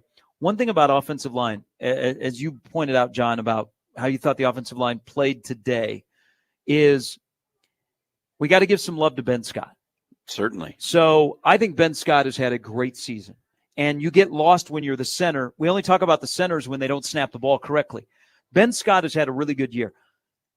We're not talking about Lutovsky and Gatula today, and that's a good thing. But I think we need to talk a little bit more about why this offensive line hasn't been able to get push. The one guy that we just kind of said, and remember, this is an offensive line that has lost two guys that have starting tackle experience. One guy who should be better that we didn't even bat an eye. We're like, man, he's going to continue to do what he did last year. Bryce Benhart has not been what Bryce Benhart needs to be for this Nebraska offensive line.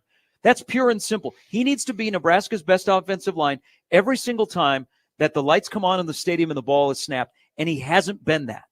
Yeah, I want to address some things about projecting, right? And talking about how you thought we were going to be so much better in the trenches this year. And I said this on the After Hours show yesterday. We have a problem with projecting to the next season where we always think a year older is a year better. And we fail to take into account the ceiling. Like sometimes a guy has gotten as good as he is going to get. You've gotten as much out of this player as you're ever going to get. And I think some of that happened last year where the offensive line looked better with a lot of the same guys than it had in the past.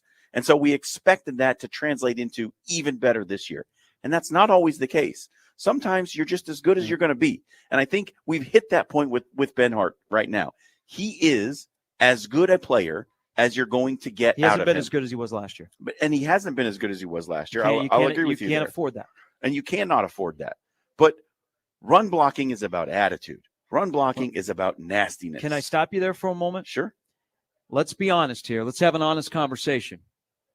The big fella from Philadelphia effed up, effed himself, effed this football team because he's your best run blocker, and he's a guy that is built for the Big Ten because of his attitude. Yes. But you know what? There are guardrails on an attitude, and when he was out there for 2 games, we didn't have these discussions. We had guard, center, guard that was pretty damn good. You've taken one of the best run blocker you have out. So I think there's also has to be that part of the conversation. But I agree with where you're going here about projecting this offensive line when, we haven't got out of bed, put 2 feet on the floor and go, thank God, Joe Moore, that award lives in Lincoln, which is given to the best offensive line. Tell you what, you're going to see a really good offensive line next week. Yeah, it's going to next week's going to be really interesting because you've got the strength of Rutgers is certainly along the lines. That is where they are the best. Yep. And that is the kind of team that you saw. That's the kind of team that Brett Bielema puts on the field every year wherever he coaches. That's what you saw with Illinois. Are they super talented at the skill positions? No, not really. But they get out there and move bodies, both on the offensive and defensive lines. Rutgers is the same way. And look, I don't think Rutgers is as good as Illinois. I don't think that they are as good a team as Illinois right now. So what Nebraska is going to have to do is take the lessons they learned from Illinois, take the lessons they learned from the first half of this game today, and apply them to that game. You have a scheme that you found that worked against Purdue. Now, I didn't see them do that much against Illinois. I don't know, and I know what I know. They got physically overpowered. They by did. Illinois. They did. They should not have gotten physically overpowered against Purdue. But for a lot of that first half, they did in the running game. The defensive line for Purdue won up front. Because, John, the running game in the first half today was very predictable. You could, you can't say it any better. Purdue knew exactly what Nebraska wanted to do and knew how they could react to stop it, and they did that. Now, second half, they changed it a little bit, became a little bit less predictable, found some success. They went outside zone. You've got to be able to translate that from week to week. Yep. So before we get back to the phones here on Big Red Overreaction, Mazzuca, it did come up at the end of Matt Rhule. It's the last comment. Micah Mazzuca has been everybody's afraid to ask. So somebody asked. Rhule said he will address it on Monday. If you are not on the travel roster and you know you're not on the travel roster, you don't have to stay in Lincoln. You also, if you are suspended, you don't have to stay in Lincoln. So Rhule did make it a point to say he's still on the team. If Mazzuca was off the team, he would not have shown up on the availability report. So that will be addressed on He wouldn't on be on Monday. the website anymore. On Monday, but pure and simple, you effed yourself. Somebody's trying to help you and you effed yourself. This has been the problem with his entire career. Well, right? yeah, and you take a chance on people. They took a chance on Arik Gilbert, and it didn't pan out. In this case, you got a guy that's hurting his chances of what happens afterwards and how Rhule deals with this. And, we might be to the end, and it might make sense for all parties. There's sometimes you can't, you have to play within the bounds of the program and the standards you set on and off the field. And if you can't do that, there's no place for you, even if you are a much-needed person of that offensive line. But today, I think you could say, all right, Lutovsky took a step. He's not going to be a Mazzuca run blocking, but Lutovsky got to play a full football game. There was no worry about that guy standing on the sidelines might grab his helmet and come in for you. It's your job. Do your job. All right, here is Kevin. Kevin, thanks for holding through that. Welcome to Big Red Overreaction. Hey, guys, I appreciate all that you do. And it kind of goes back to what you said before the break about how they kept doing the same thing in the third quarter. I just wonder, at halftime, did you guys think, why not put in Harburg? I mean, and if we're not going to use them at this time, when are we going to use them? You mean put him in for Dylan? Yeah, well, just to switch something up. But I mean, and in hindsight, of course, I mean, it works out best, and you're trying to build confidence and stuff like that. But in hindsight, that's great. But like you guys said earlier, wins don't come easy. So I just wanted to know what your opinion is on why he's not been more of a impactful player this year. There's a pretty simple answer to that. He's not as good as Dylan Rhule. And the things that Dylan Rhule can do help the offense far more than the things that Heinrich Haarberg can do. I think the package of plays that they have, or they bring Haarberg in and they run him on a sweep, or they do the double pass, or they get him the ball, in space, or they run a little short yardage quarterback power, that's all fine and good. In crunch time, I don't think you can ask for Heinrich Haarberg to be in the game. I would have. So he's like a gadget player? Yep. Yeah, and Kevin, you saw that today. He was part of the passing game. I would have been very curious. You remember they brought him in. He was going to be quarterback, and they split Dylan out, and then they had a false start. I would have been very curious what the play call was going to be. If it was going to be straight quarterback power, or they were going to run something else with him. But I'm not taking 15 off the field at all. I mean, I'll bring 10 on the field to join him, but I'm not taking 15 off the field at all. I mean, he gives me no reason to take him off the field, and I wouldn't even think about that. I'm better when 15 has the ball in his hands and he's on the field. All right. And then just one more quick thing, and then I'll just listen. What do you sorry, one moment. So they had a 700 yards rushing against them over the last two teams. Why do you think we had such trouble in the first half? Oh, and also, like, are the stats a mute point with all the penalties and stuff like this? Because the third down conversion rates, we got a lot of downs. We didn't get to third downs because of all the pass interference and stuff, penalties. Yep. Kevin, thanks for the call. John? Thank you. Stats are not a moot point. They can tell you part of the story. And as far as not being able to run the ball on Purdue in the first half, it's a lot of things. And we've been talking about offensive line play a lot. And this offensive line is much better at pass blocking than it is run blocking. Purdue had an answer for what Nebraska's game plan was in the first half.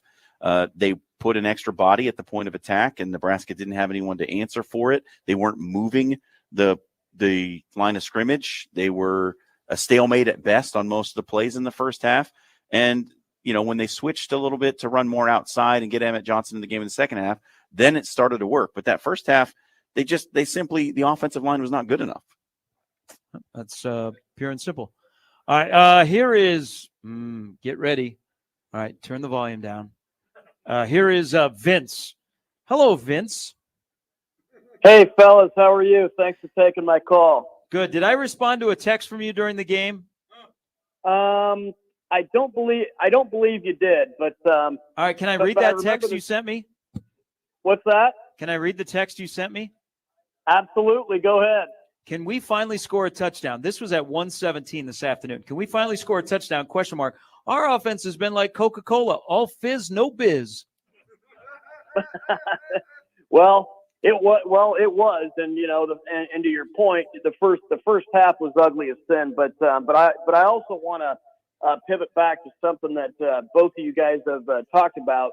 I think our 3-0 start was kind of both a blessing and a curse. I mean, it was a blessing because goodness knows we need some momentum to start the season, and it was something we were all clamoring for. But I think it also gave some of the fan base an inflated idea of how good we were, because my assessment of this team is no different today than it was before kickoff against Illinois. I didn't think we were a great team then, and I don't think we're a great team now.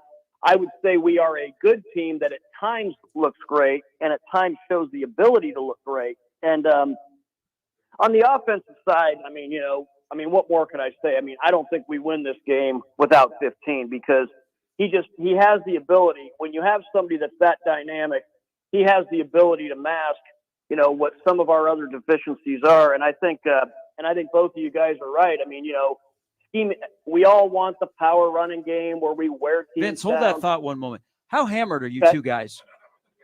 Are you okay? I haven't taken Hold on, a Vince, drink 1 yet. second. Still, Are you okay, sir?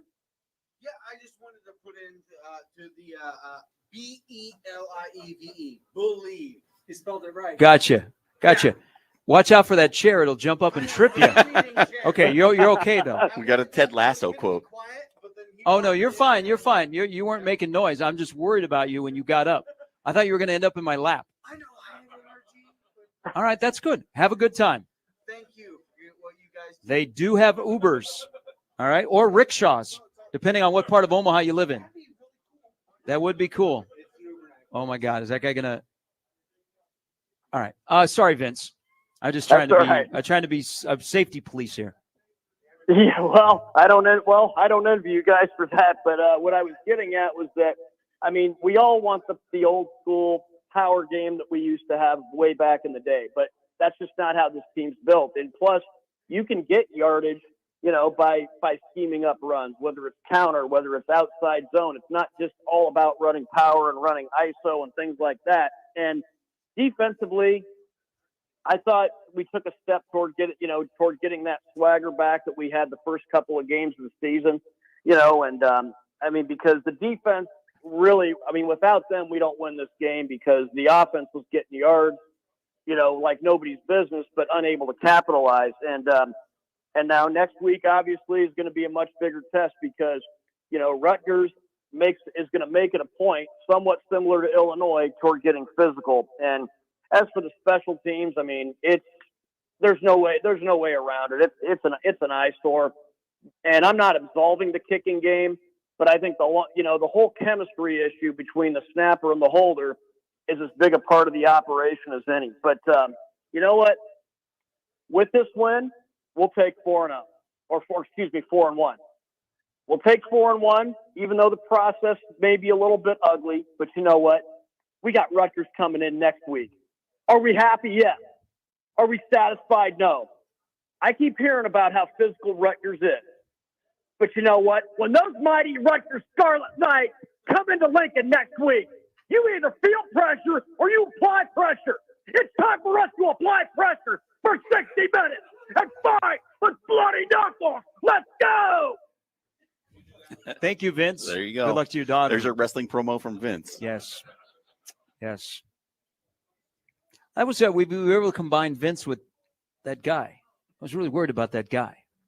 That was an interesting. That might be the most interesting stretch in Big Red Overreaction history. A man almost falls out of his chair from pure drunkenness. He was so excited to be in a live studio audience of Big Red Overreaction. As a lead into Vince's wrestling promo.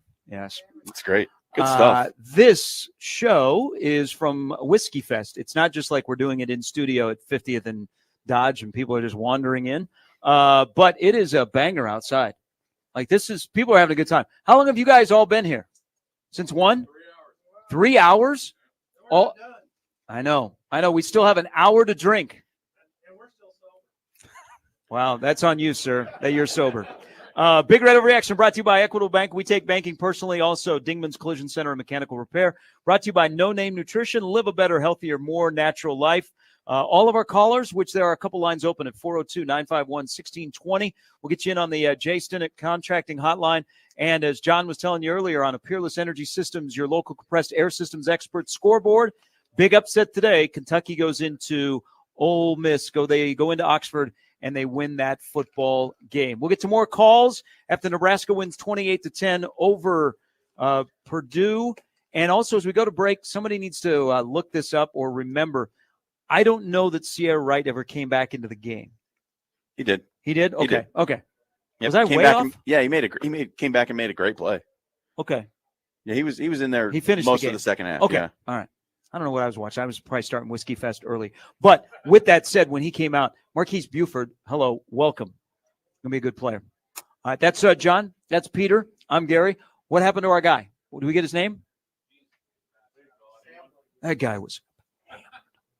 And Joey back in studio on 1620 The Zone and 101.9 The Kick.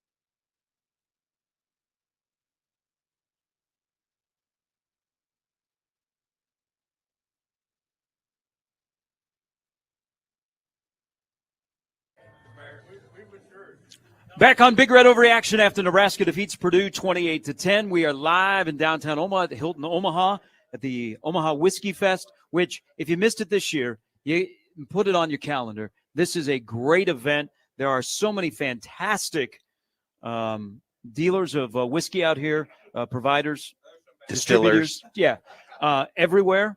So put this on your list for next year. Peter has gone to work on a special guest, not the inebriated dude that about fell into our table. He's going to get some other special guests that are going to join us. There is a game that has gone to halftime there, Mr. Schreiner, on the Peerless Energy Systems, your local compressed air systems expert. We've had many callers say today that winning is hard. Winning is hard. Winning is hard, and what's going on in the Coliseum? Well, USC is finding that winning is hard because Wisconsin has gone in there and leads 21-10 at halftime. That would be a big upset. All right, that is on the Peerless Energy scoreboard. Thank you very much for coming in here. You are live on 1620 The Zone and 1019 The Keg. I don't want to call you guys the Killigans, but you're pretty damn close. All right? Do you have a band name? Omaha Pipes and Drums. Okay. All right. Hey, like I here. Do we have that headset? Oh, here, sir. I take it you're the leader. You want to speak? Want to speak real quick here? Okay. So what we want you to do? Excuse me. And your website is OmahaPipesandDrums.org. All right. So. Like I once went to a guy and I said, clown, make me a balloon. I would see with the pipes and drums, you guys can play whatever you want here. All right? Like I don't have a request. Yeah, oh yeah, we're ready. Let's do it. Hey, dude, I'm ready 24/7, 365. Have you guys been drinking? I thought so.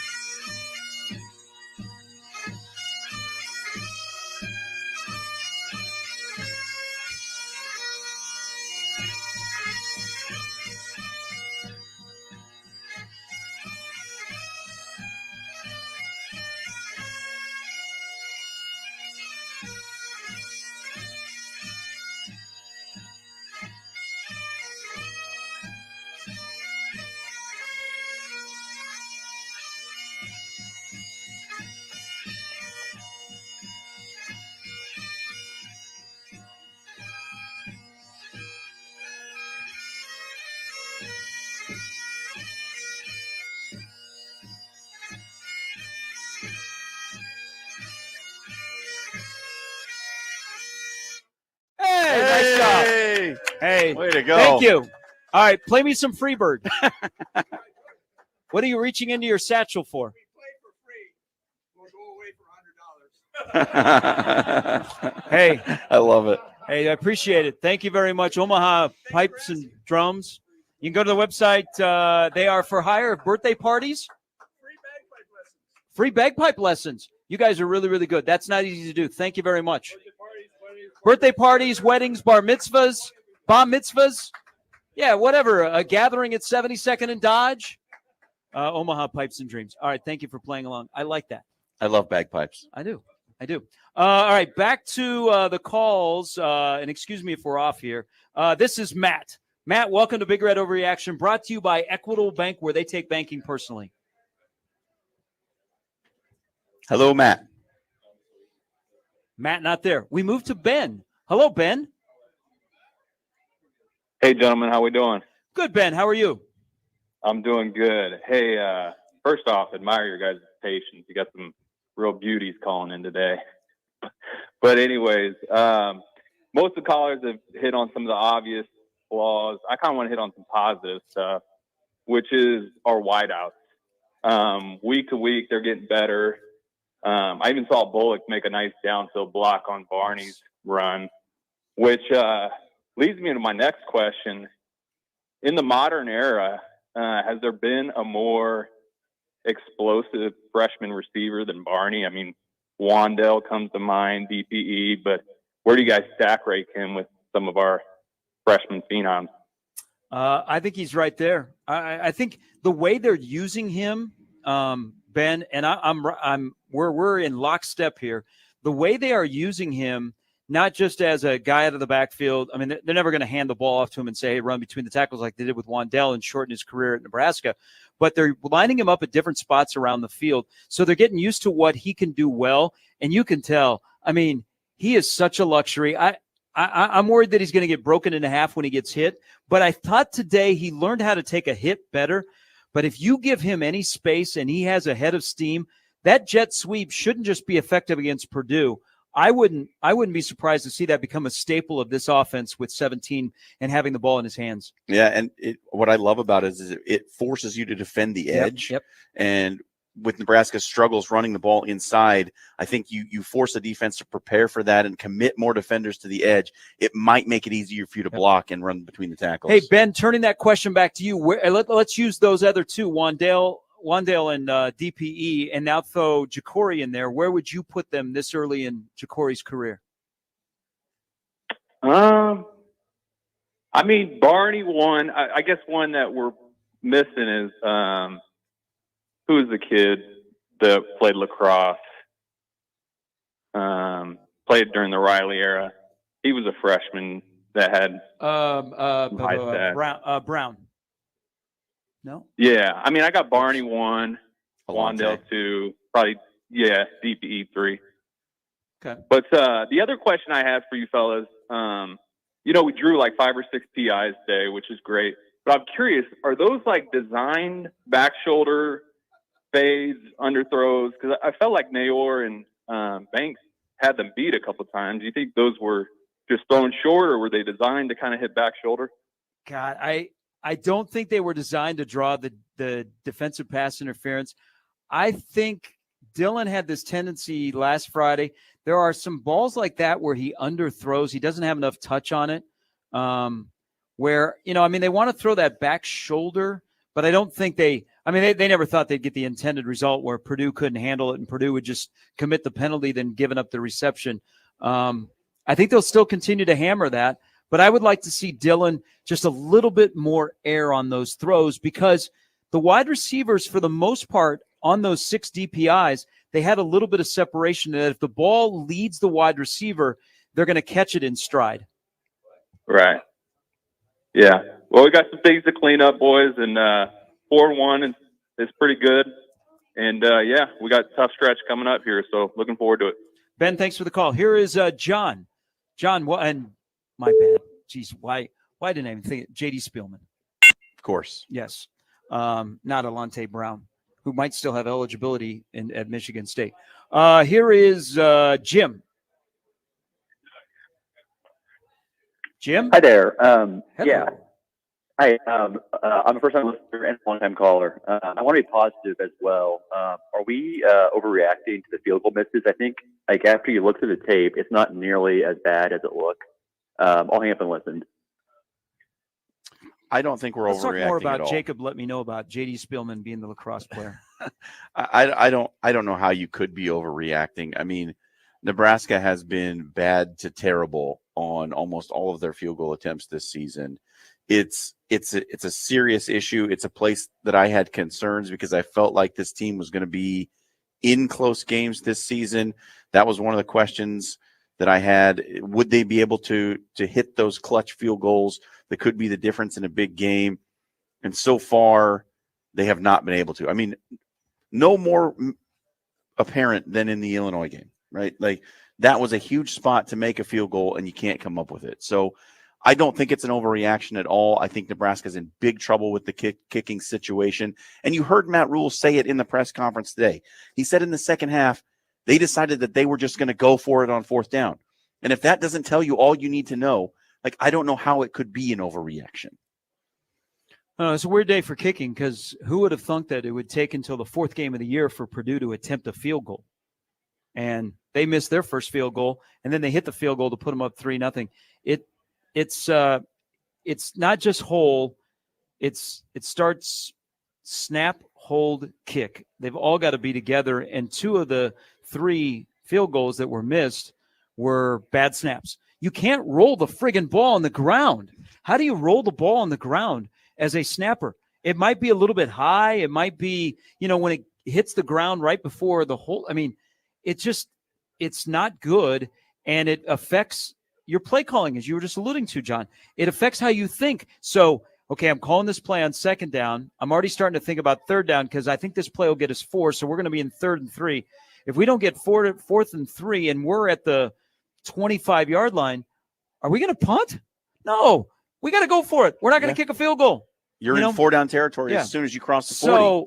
So I don't know. I think Rhule wanted to get Hull an opportunity early, and it was 42 yards. I mean, are we down to the only way Nebraska from here on out is attempting a field goal is if you are actually from the 15 in and right in the middle of the field. So at the most, yes. So the hash, that's been a problem with, I think, Alvano's strength is where he wants to be on his hash. Nebraska will run a play and it won't be on that hash if they already think, hey, on 4th down we're going to kick a field goal.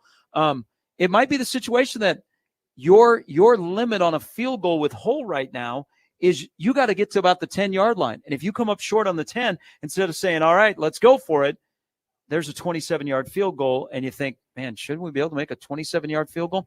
All right, back to the phones we go. Here is Barry. Hello, Barry. I'm not going to do it. No, I told him I ain't going to do it. What were you? I ain't going to haul him down. I'm not hauling down there. I'm. No, Barry. Joey? Did you hang up on Barry? Why? Barry was going to tell us a story. I think Barry had some things going on. Well, that's okay. Let's help him here. I mean, we are a helpline. This is like therapy 101. Well, that's what just to remind people, Nebraska won 28-10. Barry, call back. Barry probably doesn't realize that Joey just hung up on him. Barry's still talking to his phone. Barry was going through some things. We got a hurricane that just came through this country. What if Barry was in that area of the hurricane? We could have helped Barry. Barry might have been one of the best calls of the day.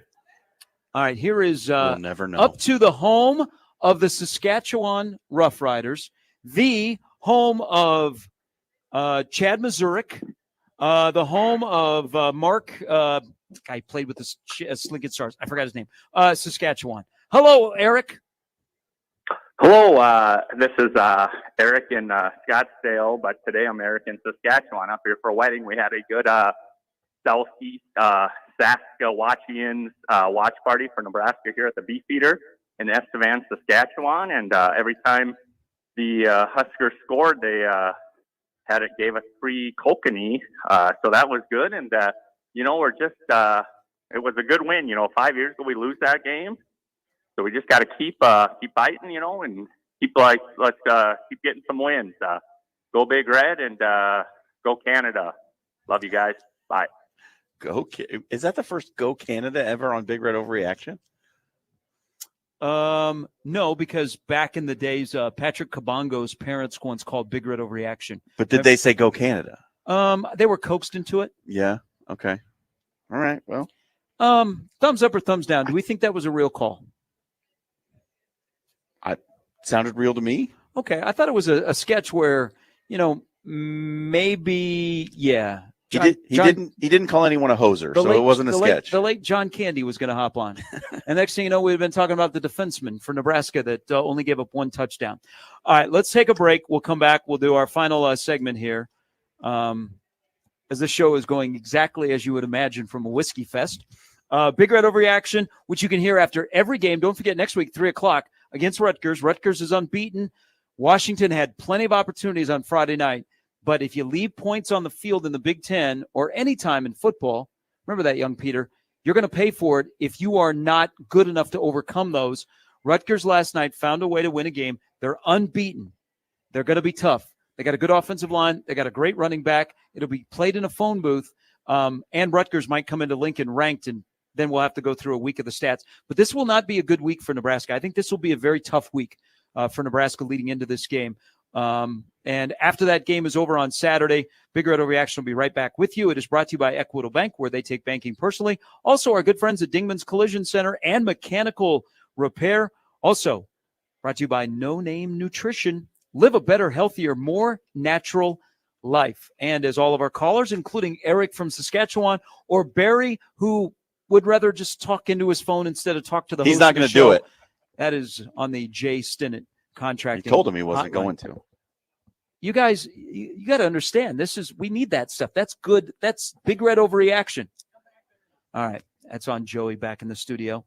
There's Peter. There's John. I'm Gary. Back for one final segment, so you have an opportunity to get in with some final thoughts after a 28-10 win for Nebraska that moves them to 4-1, 1-1 in the Big Ten, 2 wins away from bowl eligibility. They played 5 games. They got 7 to go, including Rutgers coming in on Saturday, and then a bye week against then Indiana in Bloomington, and Indiana won again today. Indiana's got a good chance to be unbeaten when Nebraska goes there, and Ohio State at the end of the month. 402-951-1620.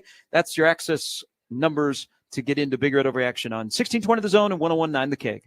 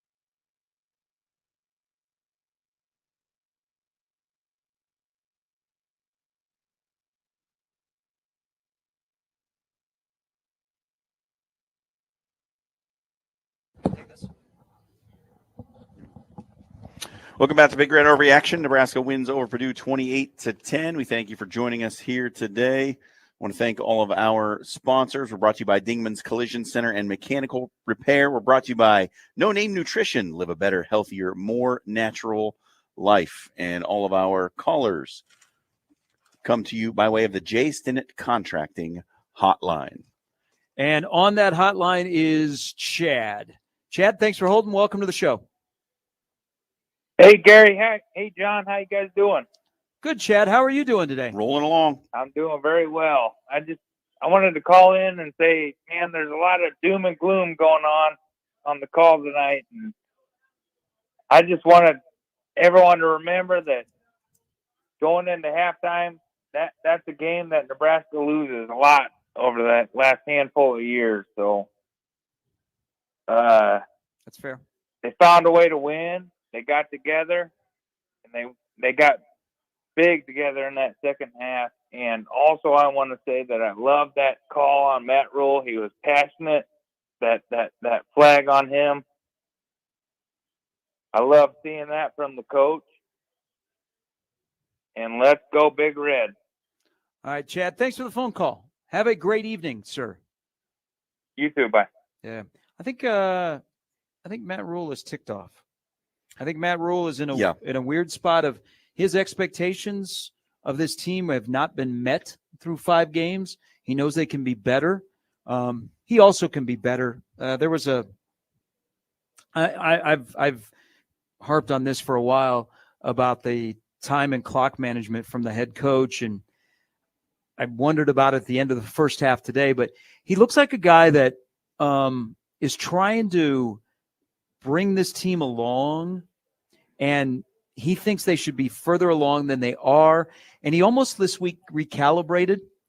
I thought 2 things. One, him saying, I'm going to fight for Nebraska, because he was pretty passionate about that. I don't think that was fake stuff. And the fact that before the game started, he had guys doing the Oklahoma drill in pads in front of a stadium while they were warming up. And then his response after the game is, I had to call some guys out. I came out to compete. Ooh. This is game number 5. Yeah, I wrote in my notes watching the game that I think Matt Rhule's going to need a ticket to Whiskey Fest, because he was very upset with the inefficiency and the general play of his offense in the first half. And you could see, I mean, the way he was getting after the officials. Nebraska was the victim of a terrible call. That was not offensive pass interference on Thomas Fidone. Should have been a touchdown. It was just an awful, awful call. But and Fidone did the right thing. He got the hell out of the way. He got out of the way. It's not pass interference. But I think that for Matt Rhule, talking all offseason and preseason and early on about all the great things that they were doing, and the fan base got on board. And I think that the general positivity around this program is something we hadn't seen in a while. And then to lose that game to Illinois, and you see some of the people jumped off the boat at that point. And for him, he's super honest. He's super straightforward. To not have the standard being met and to deal with the stuff he's going through with Micah Mazzuca, there's just a lot going on right now. And as you said, trying to drag this program along out of the depths of where it has been, it's got to be stressful. And you saw some of that boil over on the sidelines. I'll today. tell you, my timeline was stressful at halftime when it was 0-0. Yeah. Sometimes my waistline, when my pants was stressful. My ex, I thought I was going to have to delete what was going on. All right, we think we have back Barry. Barry? Oh, no. Barry?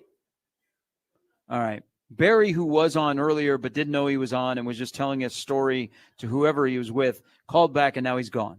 I hope Barry is okay. If anybody recognized Barry's voice, just check in on him, make sure he's okay. Make sure he doesn't do it. Jesus. He said he wasn't going to do it. He said he's not going to do it. What the? So. Just want to remind everybody, Nebraska won. I did cross my mind at halftime. I was like, geez, we're going to be at a drunk fest. If Nebraska doesn't win, I'm going to quit this show. But I'll be back for the Indiana game. All right, let's finish up here. And this is a good way to finish up because I think I know who this is. Brian joins us here, the final caller, a Big Red Overreaction. How you doing, Brian? Good. How are you? Good. Great to hear your voice. Thanks. Actually, I hope I don't get disconnected. I am south and west of Chicago on my way back from the game, actually. I'm going to try to drive to Omaha tonight, so we'll see how that goes. All right, let me get what are your observations here? Since you watched the game in person. We did. My son goes to college in Illinois, and he met me down there, and we watched the game. And let me say right off the bat, well, first, that guy who called in, was he really asking if it's a concern or we're overreacting about the kicking game? Did he really say that? He was about 7 whiskeys in. Gotcha. Well, I mean, look at our kicking, our field goal kicking game. Went from just missing kicks to now not even being able to snap the ball. I mean, I saw a picture on Twitter of Foley over coaching somebody on the sidelines at halftime how to snap. Is that where we're at right now? I mean, It's where we're at right now. yeah, I guess. Anyway, hey, I just wanted to say a couple things, but like on Barney, what I appreciate about him, I mean, obviously he's fast and shifty and whatnot, but he knows how to plant his foot and cut up field. A lot of times with these freshmen who are fast, they'll try to get to the edge and outrun everybody. And at this level, you guys know that doesn't work. And he actually planted his foot, cut up field. He read his blocks, and he got what he could out of the runs, which is phenomenal. I mean, if he keeps progressing like that, you'll probably see him play on Sundays. That's my opinion anyway. And also I wanted to say is in the first half of that game, I know we've all seen this before. We're thinking, God, we're going to play down at this team's level. We're going to end up losing. And I'm thinking, it's going to be a long ride home. But I didn't get that sense in the crowd. And before, when I've been at games, either home or road, where we've laid an egg, you kind of get that gloom and doom from the crowd. I think the crowd, kept into it, kept going. There wasn't that, oh no, here we go again. And, we did it in the second half. And I want to say, the last thing I have to say is I don't care what anyone says about Satterfield. I think he sucks. I mean, in the first half, the play calling, in the second quarter, we completely abandoned the run. Completely. The pass, the run. Yeah, completely abandoned the run. Totally. We weren't even trying. It was pass. And in the second, what was it, the second quarter or the third quarter? I can't remember. Anyway, there was like a 3rd and 1. It was the second quarter. 3rd and 1, and I'm like, sneak it. Just sneak the damn ball and get the first down. And then you see Harburg come in. I'm like, oh, Harburg's coming in. He's bigger, stronger. Sneak it with him. Well, then he lines up the shotgun. The cadence is different, and Benhart jumps off sides. Yep. Now, is it Benhart's fault? Yes, absolutely. I don't care what quarterback's in there. That guy's like an 8th-year senior. And come on, man. And Satterfield, in the second half, I struggle to believe that was him really calling the plays because the play calling completely changed, and there was actually plays building off other plays. I'm wondering if I don't know, and maybe I know they didn't, but I'm wondering if they turned it over to Thomas to call because Satterfield and Foley both got to go. And I know they're buddies and all this other shit and whatever. I don't care. Anyway, I just want to say it was great to be at the game and win. I go to road games every year, at least one, if not two. I haven't seen them win on the road since 2011 at Northwestern. And we won today. A jinx is broken for me anyway. And go Big Red. Brian, thanks for the phone call. Yeah, you bet. What a way to end it. I mean, only makes sense. Satterfield was calling plays in the second half, but I would be very curious because remember last week when Rhule said I would like Dowdell to have an X number of carries and we got to get Emmett Johnson involved more. If at halftime he's looking at the stat sheet and his eyes are matching what he sees on the paper is running backs 9 for 19 in the first half. If he said Emmett Johnson is going to be on the field because Emmett Johnson was the first running back carry of the second half. Yeah. I don't, that was Satterfield calling plays, but that may have been Rhule saying 21 is on the field. Find a way to do what he does best. And then look at how everything changed. The rhythm changed, their tempo, they stayed on schedule. When they fall behind schedule, it's an absolute crapshoot with the play calling on this team because they're not good enough to overcome it. And then you got guys that are pressing and they just, it's a mess. But again, they found a way to put the ball in the end zone in the second half, and they got a little rhythm, and they started to play more complimentary football. They're going to need much more on Saturday against Rutgers, but they're 4-1, and they're coming home. And imagine what it would be like if they were 3-2, and you have 2 straight losses with a month of October that could feature 3 straight ranked teams. So 4-1, you'll take it knowing that you got to get better. And it's not like you've hit your ceiling. I think they can grow, and they figure each other out, and we'll see what it does. But this week is going to be a long week.